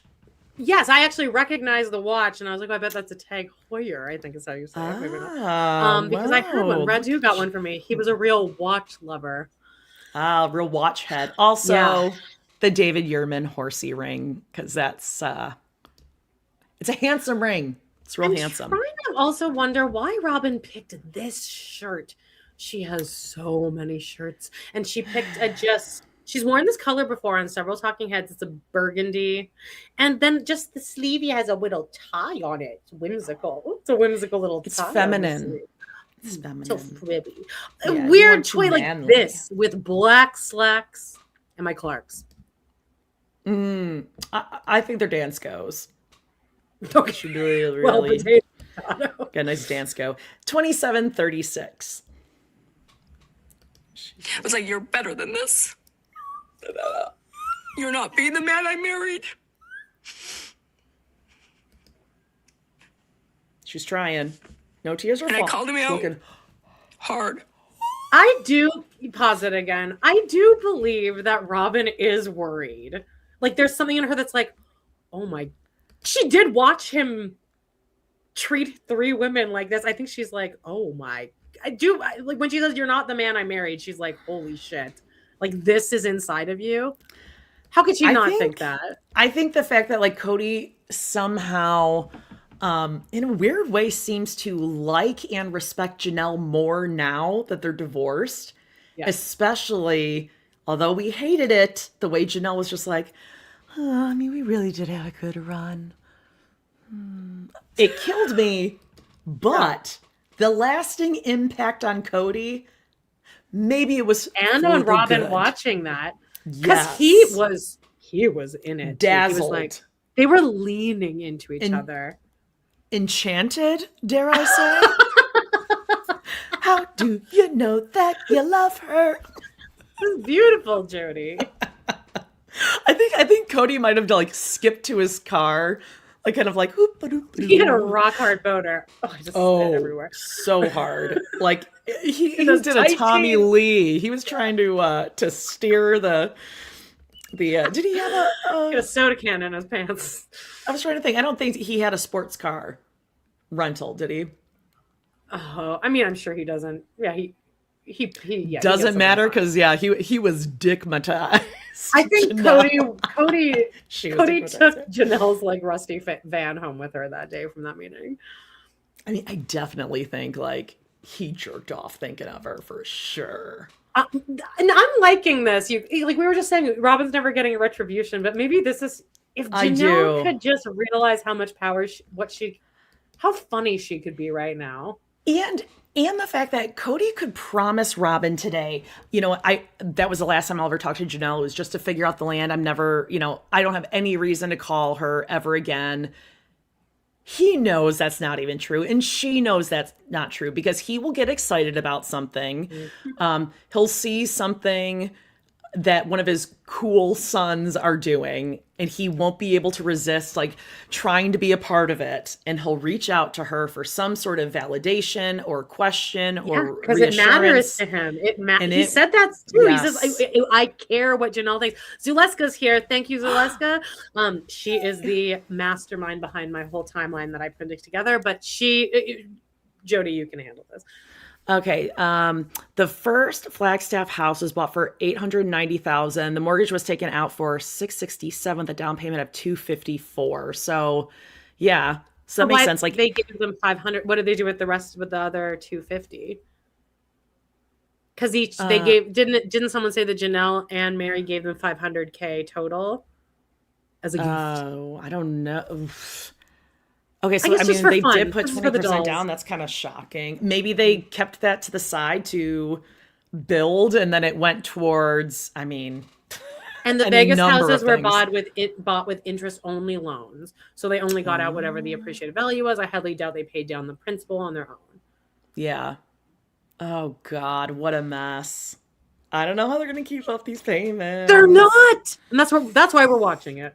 That's really why we're all still watching it. Yeah. Holy crap. Okay, 27:17. Robyn's still crying. Well, yeah. Well, so what were you saying to him? A little misty-eyed. Note. I was saying, you're the man. You're the man. Sorry, I'm trying to. Oh, she's like, be clear and not be crying. She looks at her fingers. Oh God, I can't see anything. Yeah. Here she goes. Something? When Mary handed over the legal marriage, and Kody and I were supposed to go get legally married so he could adopt my kids, I was very nervous. I hated having the law involved. And I talked to him about it, and I said, and we had this very intimate conversation where I said, I believe this. I ever want out of this, I need your promise that you're going to let me go. He said, if I ever had a wife leave me, and that's I would why be the guy that bought the house down the street for her and the kids. Okay, I'm going to pause right there. Well, that's a moot point because you wouldn't have the money to purchase a house down the street. But that's what she's saying is like, that conversation was really about, well, if I want to leave you, you will still give me money, right? And he said, yes. So that's when Kody references that he's been saying that, he's really just referencing when he said it to Robyn that time. Right. And then she said, and then she was seeing how miserable Mary was, and then she made him promise, which he brings up during Don't do to me what you're doing to them. To Mary, and during Mary's breakup, where Robyn's circling, doing laps around the not a pond, Kody brings up, I made the covenant to you about how I was sacred covenant. See, this is filling in so many things. You're like, oh, that did happen then. Mm-hmm. Cody's actually not lying as much as Robyn is, I guess. No, Robyn tells just the truth a lot. She just takes bits and pieces from these conversations they had and adds this fairy tale Disney twist of like evil stepmother, and there's an enchantress in the forest who's going to come out and take her children away, but then they also don't want to ever see her kids. It goes both ways, but like whatever the worst case, that's what's happening. Poor Robyn crying. 26:10. I would be the guy that would be friends with her new man, David Woolley. And I took him at that promise. You're not friends with Preston, your cousin. Yeah. So when I'm seeing him doing this, and I reminded him, Robyn, remember what you this told is me? embarrassing. Remember what you promised me? Where's that guy? Where's that guy? Because he's not here. She's trying so hard, and there's not a single Robyn the tear reason for why him. you She didn't didn't bring do the this backdoor Kleenexes this deal time. Did with you notice Janelle? that? She had them last time. Robyn's the moral compass that told me I was being wrong. Janelle and I couldn't have made that backdoor deal work. It was an Okay, idea. so stop right here. So why did you bring it up in the fucking first Can we place? just edit the first 25 minutes and 22 seconds of this episode then? Because, hey, mute then. yeah, editors, he just said there was never any plan. There was no backdoor deal. Anyone? Suki, you are face to face with the man, and you won't even call him on this? Well, I think she also said somewhere else that there was actually hours and hours of footage, which I do believe. Like, they talk for much longer. Weird that she... I guess that's more questions that she was asking that were cut. But also, don't you think it's like... Sure. Like Snatch Game on Drag Race is apparently 2 hours long. So even the contestants are like, I had no idea who was going to win because it was just a room. Sometimes we're laughing, and by the end of it, you don't even remember what happened. Maybe that's what it's like with Suki, is you're just talking around in circles for so long that when someone finally says something important, you're not really fully listening. You're so tired, you're like, you're tuned out. Yeah, we're in overtime right now. Yeah. The union, I have to take my union break. I mean, I think that's what Kody does. He just keeps going until you are exhausted. They need that for parents. Maybe I should start instituting that union break. Yeah. I'm like, Charlie's talking about like cars and shit. And I'm like, Paige is like reading her AP physics paper to me. And I'm like, and I'm like, no fucking idea what any of this means. Oh, I can't even imagine. 25-22. It was Janelle was But pushing the you for fact that something you were that even wasn't going to thinking work. about it, She was not thinking thinking about doing it. Yeah, it was wrong. It was wrong. And Robyn's the one that said, this is wrong. Okay. But here's the thing. Robyn We has still don't always like been her. the moral Yeah, compass Robyn of also the almost Kody Brown lost family. the sale. So Yeah, she loves to be like, well, I'm not going to do it until it's all fair and equal. And I'm like, well, there's big problems with that. So why is Robyn saying that she is the reason that this was all fair? Janelle. That everything was she's split. She's the paragon of righteousness. But Kody called her the moral compass of the That's fine. family. That's I right. love You the give laugh. power to get power. Yeah.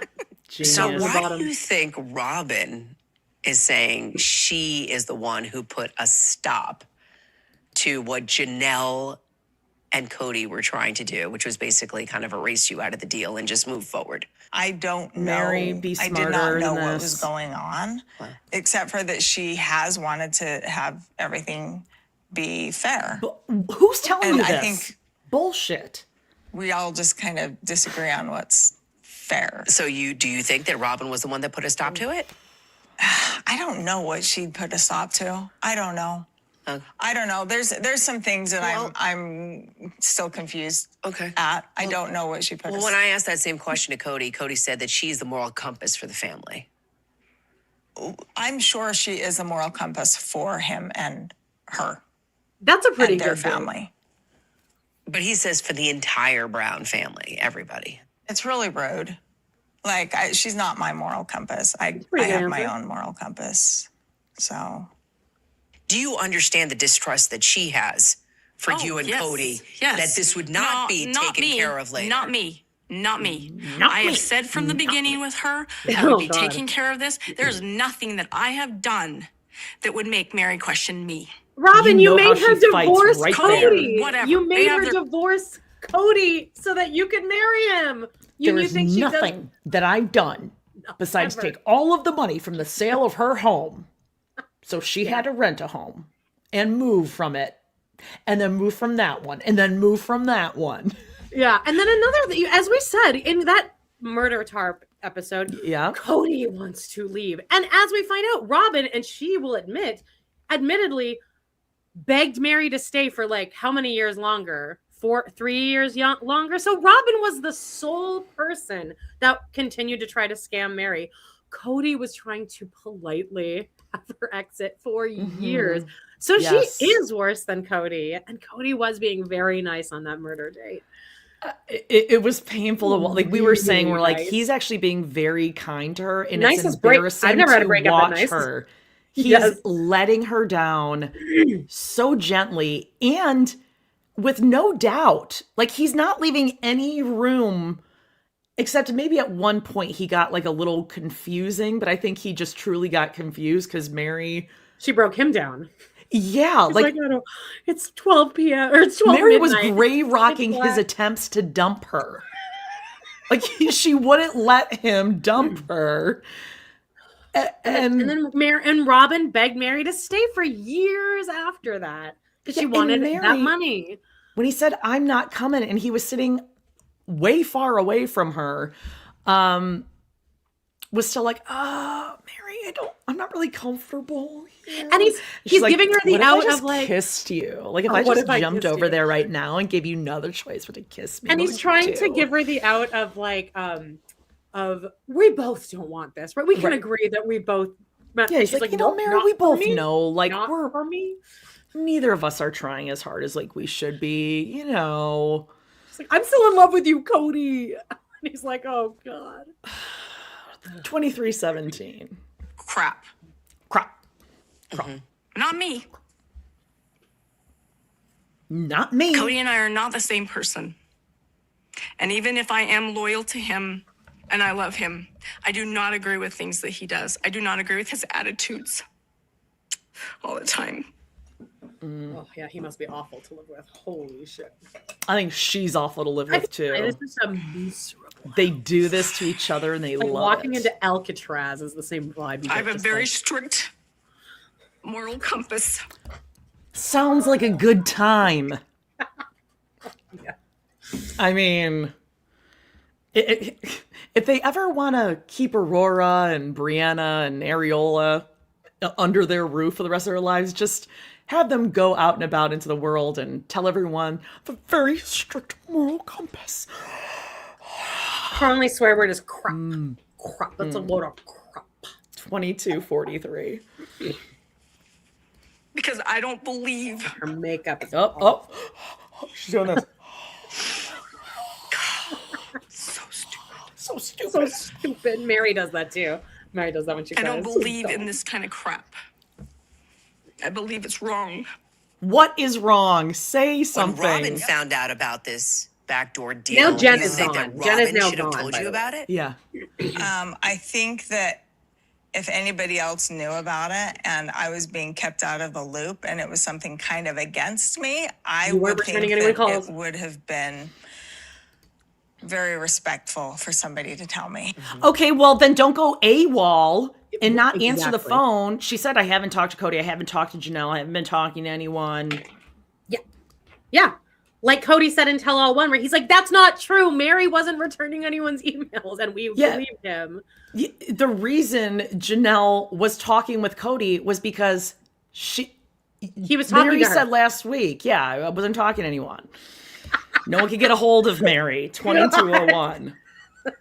But now you're supposed to tell. I have not always been the best person, but I've not been a dishonest person. Well, catfish. Do you think Robyn is a dishonest person? Lied a lot about that. Yeah. I hope that Robyn's not a dishonest person. She can't even say Come yes. on. I hope that all of them are not a dishonest person. Well, she sat here on the couch and said that she's never given you a reason to distrust her. Bring up the marriage. Wow. I disagree with that. Again, we have our own perspectives. Like what, Mary?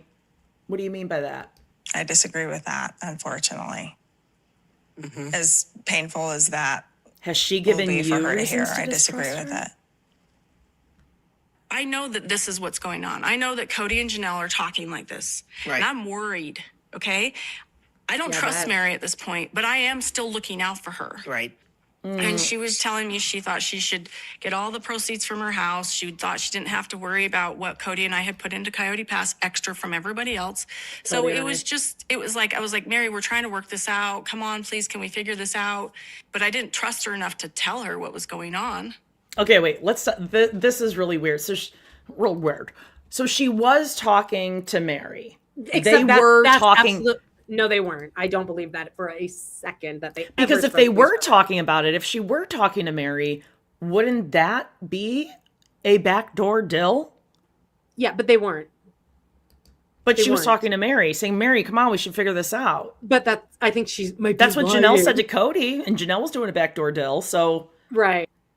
Again, Suki. So were you and Mary trying to come up with a deal behind Kody and Janelle's back? And the answer is no, because the last time we saw them interact was when Robyn gave her that junk journal, and then Mary did a great job of stonewalling her. She looked like an idiot. Yes. Then they made fun of it on TV, and then Robyn got pissed about that and then brought it up. So they're not talking ever. No. 2050. Why? Are you serious? Yes, I'm serious. Why because you're trying to separate your finances from all of his ex-wives. You're trying to make a clear. To say to her, Janelle and Kody are thinking about this? Yeah. Oh my gosh. Are you serious right now? Yes, I'm serious. No, yes, I'm sorry. serious. I am not going to sit there. I did what I could, and that is not a fair expectation of me at all, because that's my husband, and I fought him how I could. If she knew all she would do is create more problems, I fought him how I could. Mm-hmm. I was fighting for her however I could. I called him out verbally. I was fighting with him. I was saying, I will get in the way of this whole deal and you guys won't be able to sell this. I'm not going to sit there with someone who's backstabbing me over and over and over again and trust her. How? I did what I could based on what Mary has done in our relationship. Okay, wait. Pause right there. She's backstabbed me over and over and over again. She's saying Mary backstabbed her? How? Because she made fun of that journal. That's what she's referring to. She's offended by the journal? I'm telling you that's backstabbing. What that is. Yes, that's what she's referred to it a couple times in passing. But yes, that is what she is referring to. I'm going to say what Robyn is saying right here is a girl game. Oh, she is making a deal out of something that is not a big deal, that is not the issue. It's all a distraction. Are you serious? And also, she's so bad at this. And she's such an immature little brat, little spoiled brat, that is her argument. Are you serious? Are you serious? Are you being serious? That's how teenagers First of all, argue. That comes across condescending, rude. You look like an idiot. It's embarrassing for you that's your quickest comeback.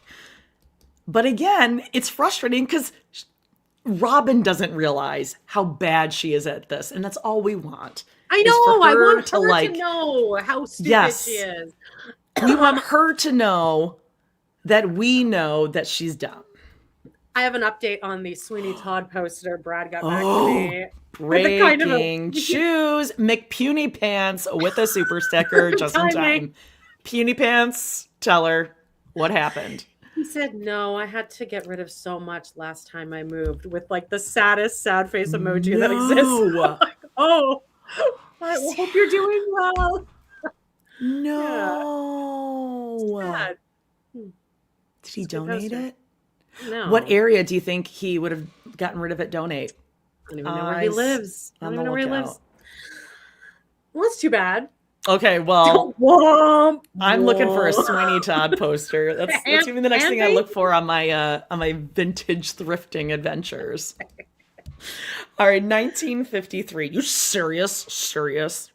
Also known as Robyn. Like, yeah. Robyn Dowdy, right? Yeah. You serious? Jocks. That's what's happening. I'm not going to sit there and be disloyal to Kody. Sit there, you idiot. She doesn't. If she had maintained her relationship with me, then that could be something to say to me. But not now. She made fun of my junk She has journal. burned so many bridges with me. So many and bridges. I don't know why. Like what? And you don't know the bridges that were burned that you couldn't go back to. She's sitting there trashing me, and I don't even know what the problem is. Where all of a sudden we go from like, we have a friendship, we have a relationship, and then all of a sudden it's gone because I don't know why. I don't know what happened. I don't know why it's different. She just all of a sudden was angry at Kody, so somehow I'm lumped into that, like always. I have one last question. Okay, well, let's just stop right there. Robyn is an You're married absolute also. idiot if you think that Mary, who you know, Kody has not even brushed elbows with in a decade. Hates her. Like, actually hates her. Wishes she wasn't alive. You gave her false hope for years. Mm-hmm. And you're saying that Mary backstabbed you and she's coming after you and she's giving you so many reasons. So many burned bridges. She's bashing me. She's out here bashing me. It's the junk journal because that's the last time they talked. And I think Robyn was shocked. She's calling out that, like, my ex-husband treated me like shit for at least a decade because of you. And you knew it, and you told me to stay because I could have gotten out, and I wonder if they're gonna weave that into the catfish conversation. Ooh, that'll be good. April, thank you for the super sticker. Yeah. Okay, 1904. I was gonna say one last question regarding this deal. Why was Robyn the last person to sign? I asked Robyn not to sign until Mary had agreed to our family breakup. Just all until Mary had agreed to the entanglements. Why was it Robyn and not you? He's like, because I have to use the bathroom. They're like, you've used the bathroom 20 times already today. Yeah, so why Robyn? Now, do you think he's covering for Robyn? That, like, no, Robyn really was like, I really do believe that. I don't think Robyn has the mental ability or knows enough people to, like, draw up. Like, I don't think it was Robyn that was like, I'm going to do an NDA and present it to everyone. It was Kody. Kody signed it impulsively and then was like, holy shit. But then maybe episodes started airing. Yeah, wait, hold off. Don't sign it yet. What episodes were airing? The show was still airing in January. I think the tell-alls might have been airing last January when they signed it. So I wonder if he signed it, tell-all aired, and he was like, wow, well, I didn't know she said that. Makes sense. Yeah, Robyn just doesn't like seeing Mary talk about her, even though Mary has been talked about nonstop by both of them for years. Yeah. And also, like, that's what happens. Mary can talk about whoever she wants to talk about. Everyone in this world can talk about their exes if they want. It's none of your business. Except Mary did make a Salty Birches account. That would have probably just gone away if the two of you idiots, Kody and Robyn, didn't let it be known that it does bother you. Like, they would have gone away by now. It bothers. No. I mean, it bothers Kody though that Mary makes fun of him. And if they both had just acted like they didn't care, Salty Birches would be no more. But he is upset about it. But Mary could still have Salty Birches and not keep talking specifically about Kody. Well, but they don't talk about Kody. They talk around Kody. And Jen talks like about his Kody. Curly blonde pubes. Yeah. And his whatchamacallit? Eggplant. Like, yeah, hey Mary, that small dick guy that you've had sex with, and we know that Mary's only had sex with Kody. I am going to use the bathroom really quick, but I'll catch up in a second. All right, we're going to take it away. 1831. Why was it Robyn and not you? Because I had already signed. Why? Robyn hadn't gone in yet. We were all ready to go. I thought Mary and Janelle were accepting this January contract. I signed. I was ready to go. Mary didn't accept the January contract.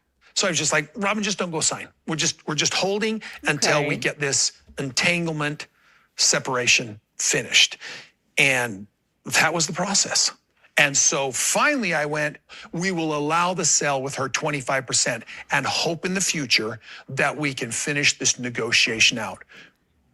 And the reason I did that was because the lawyer said that you wouldn't have to pay her anything. You can give her this money or not, according to the law. You're not required to. Robyn said, and I said, yeah, we are required to morally, but because we don't need the bargaining chip anymore, we're just going to let it sell.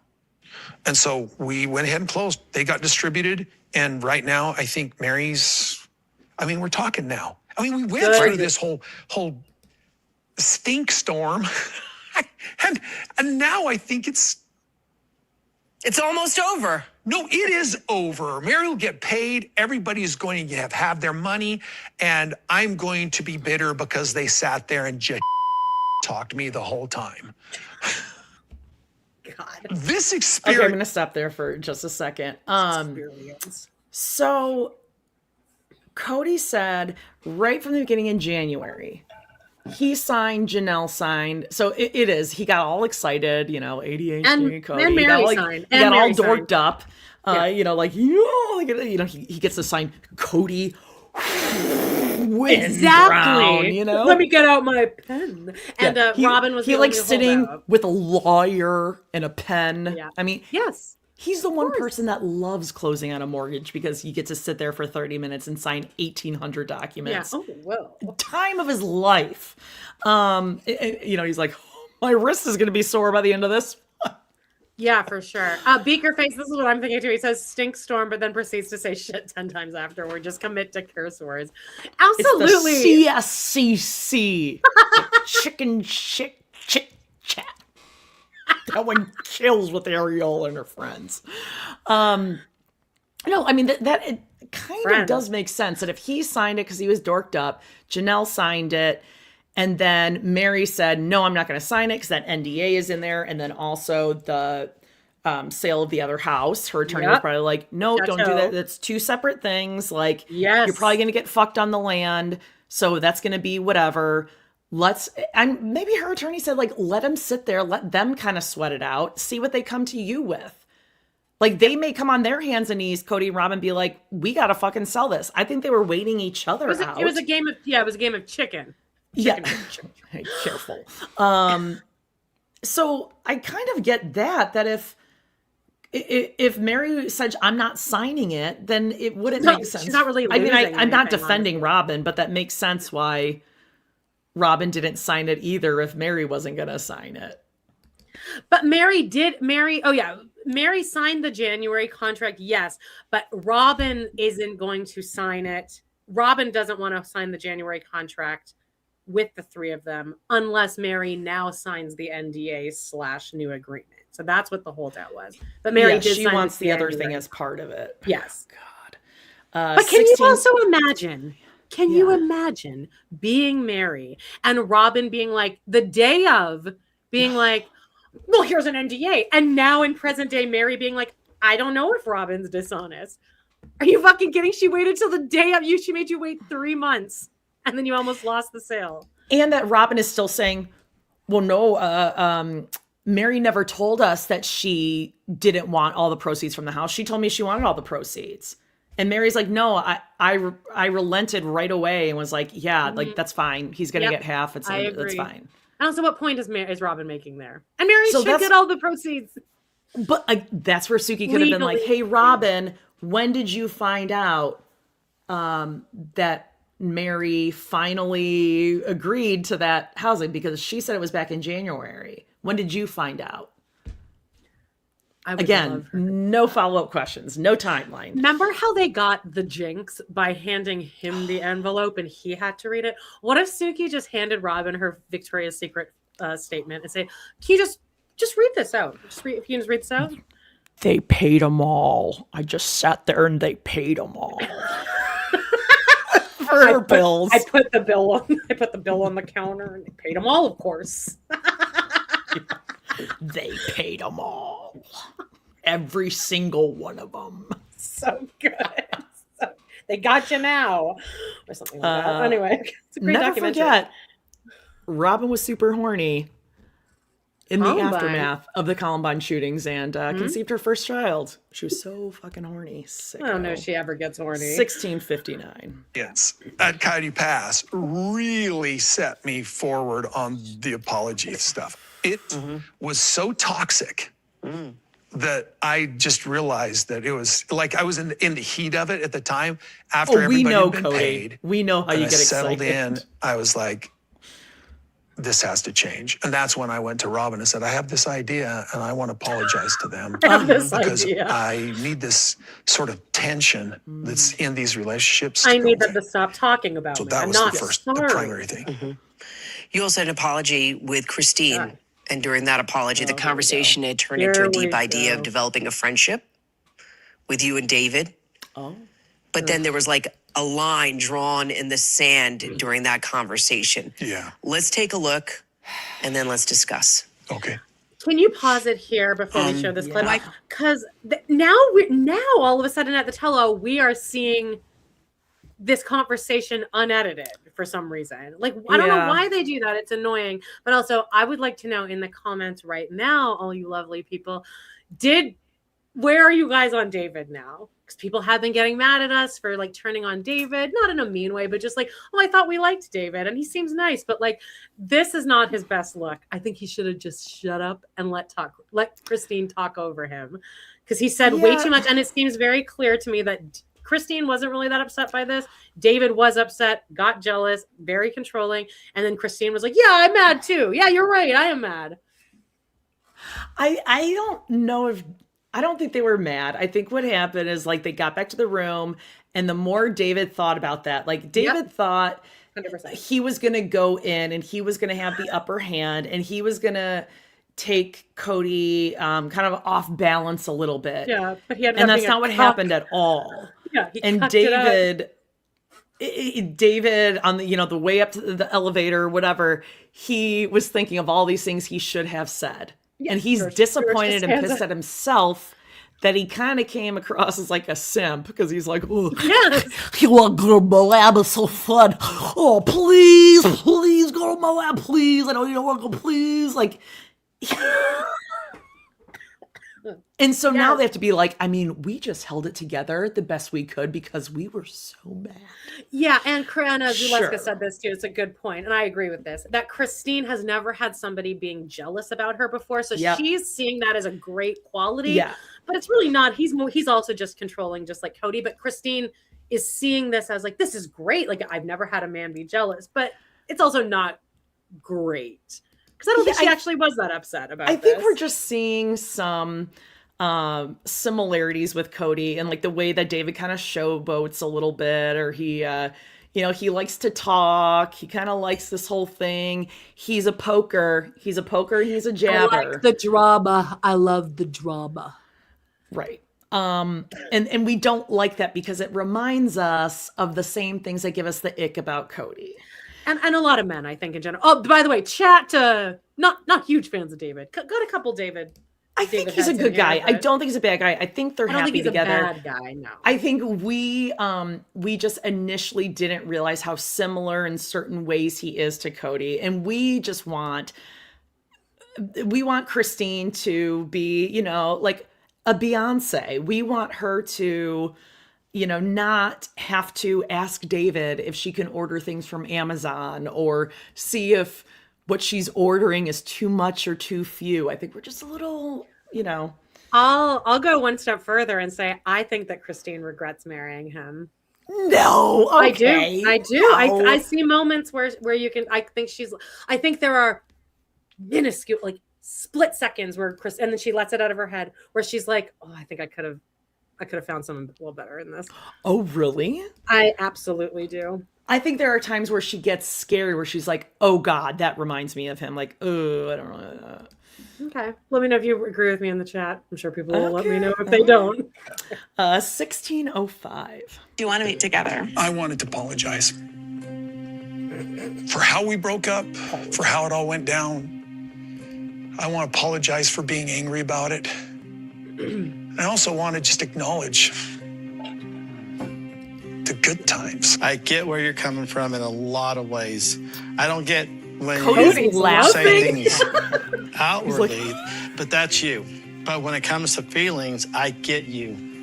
Your anger was because you were scared in the beginning of what you're losing. I appreciate the sort of the vote of grace. Yeah. David, thank you. But like, let me keep going down the list. The one that that I feel like is the most hurtful was saying that I didn't love you, because I did love. I did love you. And Look, I spent a couple of years being angry too.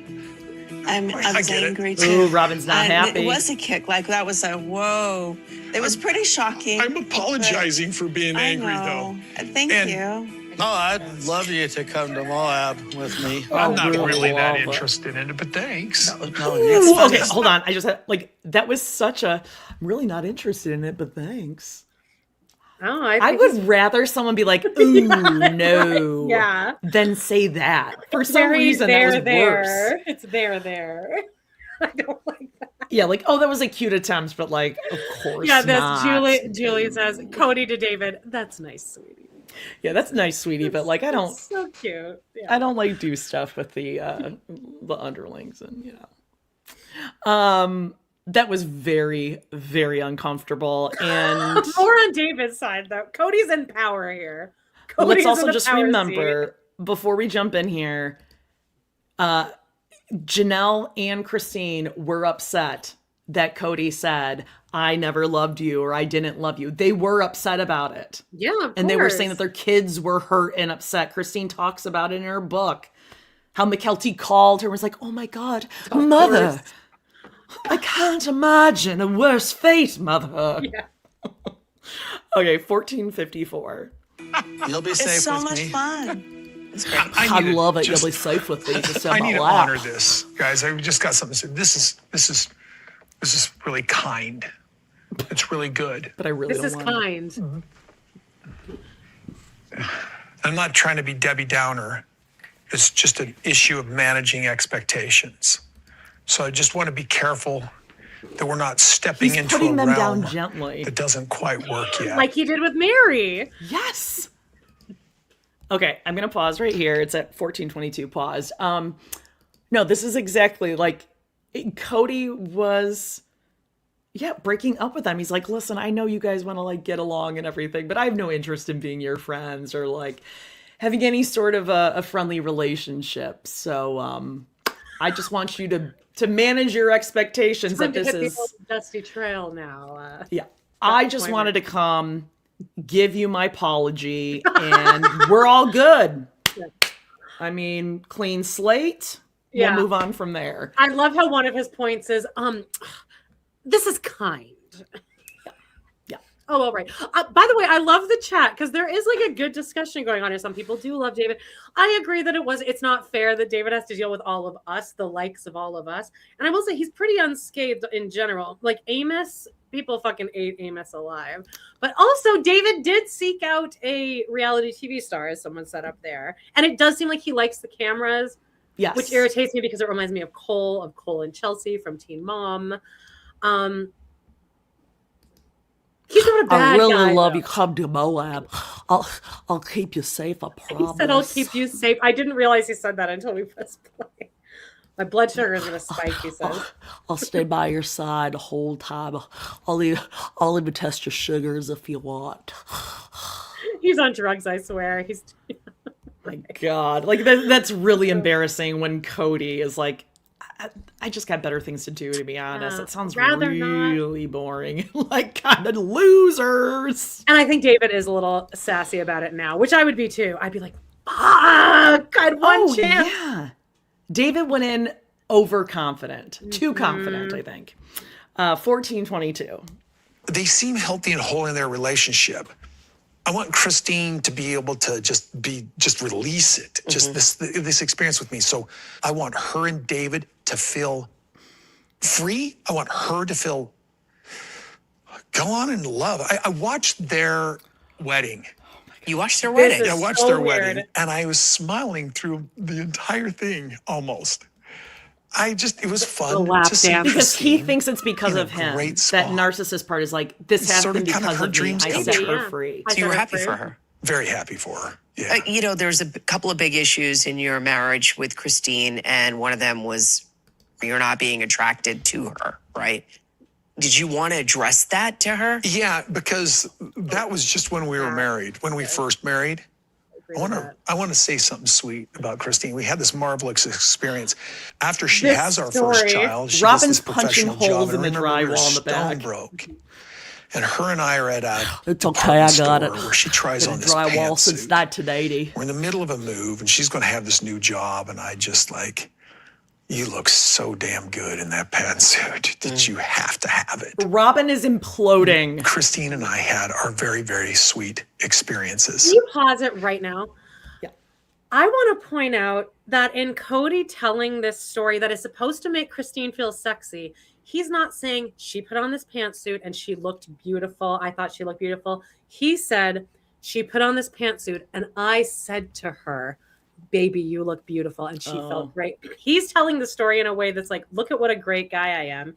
Instead of saying this great memory is how great Christine looked. Honestly, Suki, she looked banging. Her butt, her ass, her boobs, she looked great. He's saying there was this time where I said something nice to Christine. Mm-hmm. Yeah. We had sweet moments. This one time she got this, we went shopping together and she bought an outfit and it was sweet. And I was nice to her about it. That one time. Okay, that's a great story. Name one other time that you had a sweet moment with her. Because he had that locked and loaded too, by the way. He had that ready to tell. I promise you, every woman I know who's had to shop for a pantsuit is not doing it in the vein of like, oh, this is just so lovely. I love like shopping, putting on pantsuits, feeling good. No, it's like you're sweating, you're ripping through so many different things. And then when you're on the toilet, you're just like, I guess I'm just naked on top now because you have to take the whole thing off in a pantsuit. Cindy says we will see Robyn wearing pantsuits now. Dawn says he's like, see, I complimented her. I mean, that is what it is. Well, I was nice to her one time. Yep. 1301. And I don't think I apologized for that whole attraction situation. And for that, I feel ashamed. And I don't think I remembered that in part of it, but you're reminding me. I think she misinterpreted a lot of that. When we started to break up, it wasn't a matter of physical attraction. It was a matter of trust attraction. He regrets not apologizing. I think everyone can agree when you break up, it's just were not attractive. Everything. Well, thank God he didn't. That would have been really, really awkward with David there and with all of it. I'm not married to you anymore. Don't talk to me like that. I am now married. I don't. That's absolutely, oh God, that makes me mad, actually. That he would think he needed to, that makes me mad. Coming up. Well, why? Because David's mad. Because David's upset about how that all went. You talked about it in the book. You talked about it with McKelty. And everyone's like, what an asshole. How could you say that? Yeah. And you had a nacho party that you made David pose with you in. You and David hosted a nacho wife party. Yeah, how dare you apologize to me for that? It obviously affected you. It affected all of us. I remember when I first found that quote and told you. Oh, and God. It was awful. We never don't think of it. It's a crazy thing that happened. So for David to, I don't know. I think David exactly. Jennifer, yes, because David got embarrassed, so Christine's mad. Yeah, yes, like they fumbled. Yeah. They fumbled their moment to put Kody in his place and embarrass him, and instead they looked like they were begging for him to come and play with them. Yeah, to have a play date, to come and play with our cool toys. They look like cucks, and Christine also. I think, and I understand that Christine is like, it feels good to have a man that is jealous over you, of course. Yeah. So I think that she's leaning into that a little bit too, which I don't fault her for. Right. 11:59. He wants to be in the conversation, and I was trying to have a conversation with Christine. Okay, I'm sorry. I'm going to jump ahead one more. Sorry about that. Okay, so we're at 11:44. Oh my gosh. Okay. To David. Okay, there we go.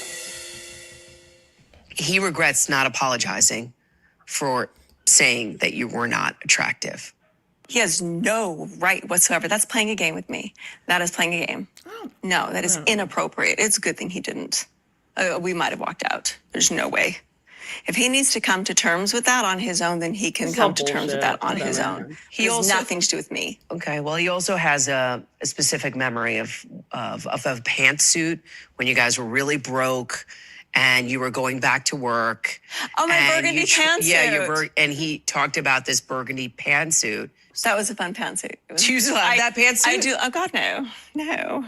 No. I wore it all the time. I love that pantsuit. It was fantastic. Very McFelty. Yeah. I do love a good suit.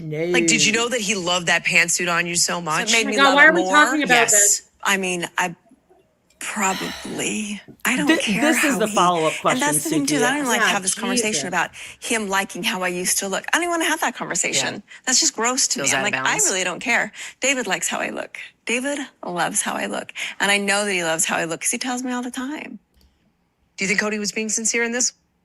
Yeah, I mean, I do. I feel like he truly had some sort of reckoning and he needed to make it right. And sometimes Come on, it Janelle. just means that you need to make it right. Do you think it was awkward for Kody to have David there? She's I like, think I it hate would have been David. more awkward without David. Yeah. I mean, they're not. I mean, I think that'd be weird to go to that kind of thing with your ex-husband. Six I of one, think, half a dozen of the other. So what do you think he's getting? I don't know what he's getting from all of this. But what are you seeing? But if Attention, I'm Mary. just He's saying, getting if attention. this was important to him to do this, that's awesome. And I think having David there was appropriate. I definitely think it was appropriate. Really? And To say it in front of David? Oh, absolutely. She's married. She absolutely should have her husband there. Right. But do you think it was appropriate for him to say, I did love you? Because Christine felt uncomfortable about I don't think that. it's I mean, inappropriate. it was uncomfortable I to don't say that. either. And also, it's factual. Yeah. It's factual. We were married. We loved each other. Like, nobody's hiding the fact that Christine Except needs to be I married don't and she's think- got a I bunch think- of kids with this guy. I don't You know? think he Okay, just- was attracted to her. Because again, he treated her like absolute dog shit their entire marriage. I believe he was not attracted to her. yeah, So maybe but that's why Christine doesn't want to hear it. Like, I don't even want to hear it because I experienced it. He made me wear my robes and stuff I think she knows deep down that he didn't find her attractive. And that's why she doesn't even want to fucking talk about it. I think it's totally appropriate and fair to say we both loved each other in a way that we thought this Sure. is how a married couple It should be loving functioned. each other, and it didn't work out. Yeah. It turns out we fell out of love. We weren't compatible. Yeah. I don't understand why that's a bad thing, right? 9 minutes and 19 seconds. I mean, so it's factual. I wish he would have apologized. I wish he never would have said, I never should have said that I didn't love you because I did love you. I felt that was so disrespectful to David. Right here. Here's my husband. My husband's sitting right here. For him to say that, I was like, why are you saying that? Why are you saying, we all knew you were angry. It doesn't matter. That doesn't matter to me. We're done. That it was so absolutely bizarre. But he probably came with best intentions. That's why I was like, I don't quite know what to do with that. Was David annoyed? David, yeah. Was he yeah. annoyed that Kody said, I did love you during our marriage? Yeah, he's like, that's so inappropriate. Who does that? Is there anything that you would say? I'm going to pause. Cody He was does. And also, David actually reiterated what Kody said. He's like, oh, well, I mean, I knew you loved her because, you had all those kids together. Of course you loved her. You had all those kids together, family. What do you, so he did say it, and David wasn't pissed because it's not a big deal that he loved you when you were married a long time ago. He's pissed because he was embarrassed, and I think he's redirecting that anger at something he can cling on to. 8:36. Because David's there, right? Did that make it kind of awkward? I love David being there because his intention, I think, is helpful. He wants to be in the conversation. And I was trying to have a conversation with Christine. So did it make it difficult for you to have this conversation with Christine when her new husband is sitting there? It was great because I think David, absolutely means well. Oh, God, he's not going to like hearing that. And he has a lot of advice. But do you think David being there, like David said, that he understands you? Do you think he understands you? I think David's a guy, and guys think they've got things figured out. And plural marriage is the kind of thing that tells you don't know. David doesn't know yet that he doesn't know, but I now know that I don't know. I mean, is Kody wrong, though? So are you willing to receive that? I'm not interested in it, really. I want to be courteous to David. But I think David's a guy's guy. I frankly find him likable, but I don't know David even at worse all. almost. It's almost David worse. doesn't know me, but I think David thinks he knows me. When Yeah, I mean, he just seems like I mean, look at the guy. He What a seems cutie. nice. He's a cutie. He's just so little. He's like, Yeah. I mean, Little he damn compact near guy. needed a booster on his flat ass when he came in and sat at the table. I could barely see him over there. Couldn't even take a bite of sorbet because his blood sugars were gonna skyrocket. I know this poor guy. I thought he was going to pass out either from the heat or the pavlova. I didn't even know. To bless his heart. I think that the night, it was a bad night when this aired at the Woolley residence. We haven't done that in a while. Yeah. 7:26. David's gonna break it down for us because he's a guy's real close. He's gonna tell us about bro code. Do you have a hard out still in 5 minutes, or can you push it to 10 minutes? Let's do this. Yeah. Googie's already texted me. he sat there and said he loved her, my first reaction is, why in the hell am I here? This Because is you weird. wanted to go. So it set me down a little bit, and I called wouldn't have let her bullshit on that because to me, it's not about him and her anymore. They've been gone for 3-4 years now. It's a bro code that you just don't cross. And you don't tell your ex-wife in front of her You're 60. husband right now, hey, I did love you. That's just wrong. Flat out wrong. And the way he went about it, and I was cool about it. The only reason I said, hey, do you want to come to Moab was I want to test to see where he's at. And The only reason I about what he wants. The only reason I invited him over to my house and play is because he said I didn't really want him to come over and play. I was just being nice. Yeah, why doesn't anyone just say, oh, because like you're raising Truly. Like maybe you have a collaborative relationship because there's a child that you're all raising together. You know what I mean? I love that he's twisting it to, well, it was a test because he's had that Moab thing in his head. That's why he brought it up. The only reason I said the Moab thing is because I was testing him.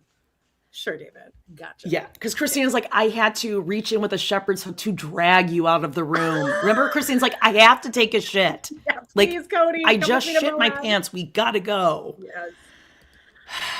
All right, 6:47. To say, not about, hey, let's do something. He had to get his point across, and that was it. It's all about what he wants. It's not about what Christine wants. It's not what's best interest for what this family is, what he wants to do.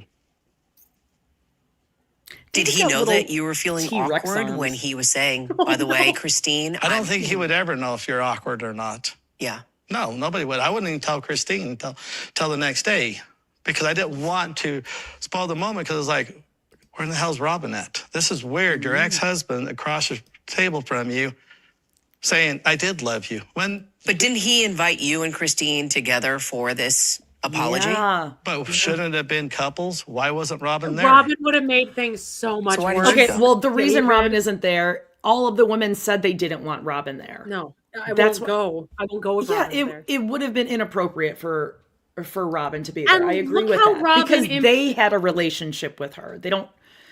Oh, exactly. And they don't You like know her. what I'm And look saying? at This is look a at how different much thing. she intersected herself into the Kody Mary breakup on Coyote Pass. Like, so I don't want that to happen. I'm not inviting Robyn so she can do that. No, it should have been like this. Yes. Christine, husband, no Robyn. or no David. Right, correct. Sure. 6 minutes. Because this isn't about me. Okay. That's This was really I hate supposed to that be smile. Cody talking to As if Christine. Robyn and didn't then lose her goddamn David mind was when he there said you're not coming. just to be like as her husband. Like he's her there as her husband and like to respect their marriage and not to do something inappropriate. Do you think it was awkward for David to hear, like, I did love you? That acknowledging that in front of her Robyn, new husband? You're so weird. All right, let's go. I don't know. We're coming, Googie. We're coming, Googie. We're finishing it off. Okay, we're at 5:07. Okay. Christina Thought goes. process. No, I don't want to because his thought process shoot. is way Sorry. in left field. One more. What is going on? What Where is are going we? on? Let me try to see where we're at here. Can't tell either. Oh my goodness. Okay. I can't find Dude. it. Oh, I found it. It's 5 minutes. You're 5 like, minutes I'm going to scratch your eyes. 5 minutes. Oh wow. 5 minutes exactly. Oh my. Okay, I have to go way forward. Uh-huh. Really? Are you sure? Yeah. Okay. Okay. All right, I'm at 506. No, I don't want to because his thought process is way I don't think so, Amanda. I think that's the top of the break. No, it's not. It just goes right to it. Do you think it was awkward for David to hear? Yeah, here it is. See? Like, I did love you. That acknowledging that in front of her new husband. Well, it could be. Or it could be, he could be enlightened enough to realize that would be something that would heal her. Mm-hmm. So, It's terrifying when Robyn, she smiles. Why didn't you go with Kody? And she said, well, this was Cody's thing. This was Cody's thing with his ex-wives. It has nothing to do with me. That's the problem with there again. It's always separate thing there. She wanted polygamy. She begged for it. So you're going to say to go David's part, it talking too doesn't much. make any sense. Well, listen, Robyn also said that That's if you a were question for enlightened enough, you would Christine. David understand wasn't there. why Kody said what he did, that he loved her in front of you. Okay, wait a minute. Let's look at it. Just Enlightened? Yeah, that's wow. I don't cave to their pressure. Sorry, I don't. You Common sense did. and logic comes to me. You did. No though. common sense comes to that. No logic comes to that. It doesn't happen. If I had all of a sudden had an ex-girlfriend come and sat down and was telling her, what would you do? Oh my God. You'd I'm going to scratch your eyes out. Bye. There wasn't anything there but me trying to say, when I said I never loved you, I wasn't being honest with myself. It wasn't a lie, but it wasn't true. And I would like to apologize for that. The When words we were and the married, twisting. I did love you. I can appreciate that David was offended, and I apologize that he was offended. But if I feel like telling Christine I love her or that I loved her, that's not breaking bro code to me. If he thinks that I broke bro code, he works in construction. You're not even friends, though. That doesn't You're really not apply. even bros. Yes, What do I you mean know. friends? They're not even I bros. understand them. Maybe that's a breaking of bro code. You and I wasn't are more aware. bruh than they are. Apologize. Would it have been safe for Robyn to be there? We're not No. using Why the safe not? word. We're adults and we act like adults. What are we going to do? Get in a food I would have fight? lost it if Robyn Why would was you there. send your ex off to go have a conversation with his ex, talking about how he loved her? Why? Because would you guys send him off hate to each do other. this? You know, there's And been a it lot of people bothers who you. said on You this needed couch to that hear it that. was when you. Right, you didn't want Robyn there. No one wants to see Robyn. No. Everyone hates Robyn. That's why he didn't bring her. Because it would have been Right. disrespectful for her to sit there at that table and look you in the face. It totally would have. And David's like, well, we're all adults. Stop trying to act like you're this mature person. It would have been awful if Robyn had been there. No one would have expected you to not have a food fight. Yeah. No one would have expected that, David. Right. 233. You're sitting next to her, that he could actually approach it in a respectful manner to you. Meaning he could say these things with you there. Because if he said these things without you there, Well, first of it all, would she be wouldn't really have been. She would have been disrespectful. alone because I would not have agreed with that because she's my wife now, not his. Okay, This so is what are we no talking about under then? his thumb anymore. She's my wife. But can you even understand his thought process of saying? Do I the want to reason- understand it? I don't know. Do you want to understand his thought Hell process? no. Because here Hell is his no. thought process. No, I don't want to because his thought process is way in left field somewhere. Way in left field. And Robyn Like also that. agreed with that thought process, that he was being respectful by having you sit next to Christine. I'm just saying. Okay, in a weird way, then you're going to say, I did love you. That's okay to say? Yes. In front of Yes, me? they were married. For the last 3 years, he's been so angry, and he's been saying, "I never loved that's these not our women. I problem. never cared Thank about you. these That's the women." only thing So that was Suki part did of his right. testimony Right, I was gonna say. and sort of his enlightenment. That's not that my he wanted to problem. be able to release the people in his life so they can go on and live their lives. Also, you're his property then, huh? Is that the way you He put it? seems Is like a that dick. Well, Okay. you're acting like Christine is your property, though. So Yeah. Again, She's my wife now. Next She's time my on Sister wife. Yeah, I Wives don't 101. Okay, let's do this. Kody This and is Janelle great. failed Hold to Oh, you do want to watch this? Okay. recognize that, there might have been some emotions involved with the fact that she used to be Look married at to her. my My brother. brother. Her stupid. face And here. actually, I asked to be in their family. They never asked me. This is a nothing burger. I knew them as a couple, and I just felt inspired to say, look, I think I belong in your family. I'm just here to No, apologize, Mary, I'm not going to to tell argue you with this, you. Cody. You're not going to shut me down anymore. Okay. I'm going to finish what I'm saying. Would you ever talk to Oh, Christine is loving this. Kody like the way Mary did? No, probably not. I just don't take him Robyn's seriously gonna show her enough. bitch flag here in a There was second. no time when I ever felt like Robyn was betraying somebody else's trust. If I'm going to talk to her and then she's going to go behind my back and talk to Kody about it, then you can't trust someone who does that. I would have conversations with her, and then my private conversation, things would be found out. Other people would find out. There it is. She's sitting here saying that she can't trust me because of this or that, the other. I had her freaking back. Okay? Oof. If she wants to say that somehow I did something wrong there, that is fine. I don't have a problem with that because I know what my intentions were. I had her freaking back. She's getting pissed. That is how Robyn sounds at home. Yeah. There she is. She really showed herself here. Do you want to head out? I can wrap it up alone if you want. I'm sure that would be great. I love you guys. Thank you. I'm going to go get Googie. I love you guys. I'll talk to you guys for another couple minutes here. All right. Bye. I love you, Joe. See you tomorrow. See you tomorrow. Bye, Mary with the banana. I just wanted to bring up another couple comments here. Oh, it's okay. Well, I guess Jody's going to stay in the room because if she leaves, then StreamYard fucks up the file. Peachtree Nikki says, where were these angry reactions during the conversation? They were way too passive at the time. Now they're so badass. I agree. This is the classic George Costanza thinking of a perfect thing to say afterward. I'm loving the conversation in the comments here, guys, about David. I mean, I love that we can all disagree and still be friends with each other. Okay, this dog has kennel cough. I need to go, but I will do a little wrap up here. Make sure you guys check out our Patreon. We have so much fun stuff coming up this week and next week. The Kody redemption thing, I think, is some of our best work. And check out my other podcast, Pod in the City. We recap Sex in the City over there. I think that's it. Join our Facebook group. Like, subscribe. We're trying to get to 8,000 subscribers by the end of January. Can we do it?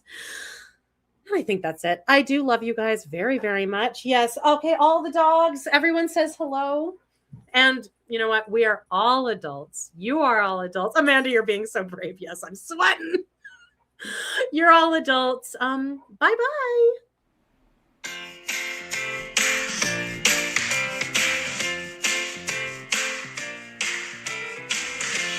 Well, guys, it's been a blast. Thank you so much for joining us today on our We Love to Hate Everything channel. Please do not forget to hit that subscribe button. Give us a like or even a comment. And click on that bell if you want notifications, because you never know when we might pop up and go live. Please check out our other 2 podcasts on Patreon, where we snark on even more TV, movies, and pop culture. We got Total Request Podcast. That's patreon.com/trpod. And We Love to Hate TV. Patreon.com/LoveToHateTV. Thanks again, and we will see you next time.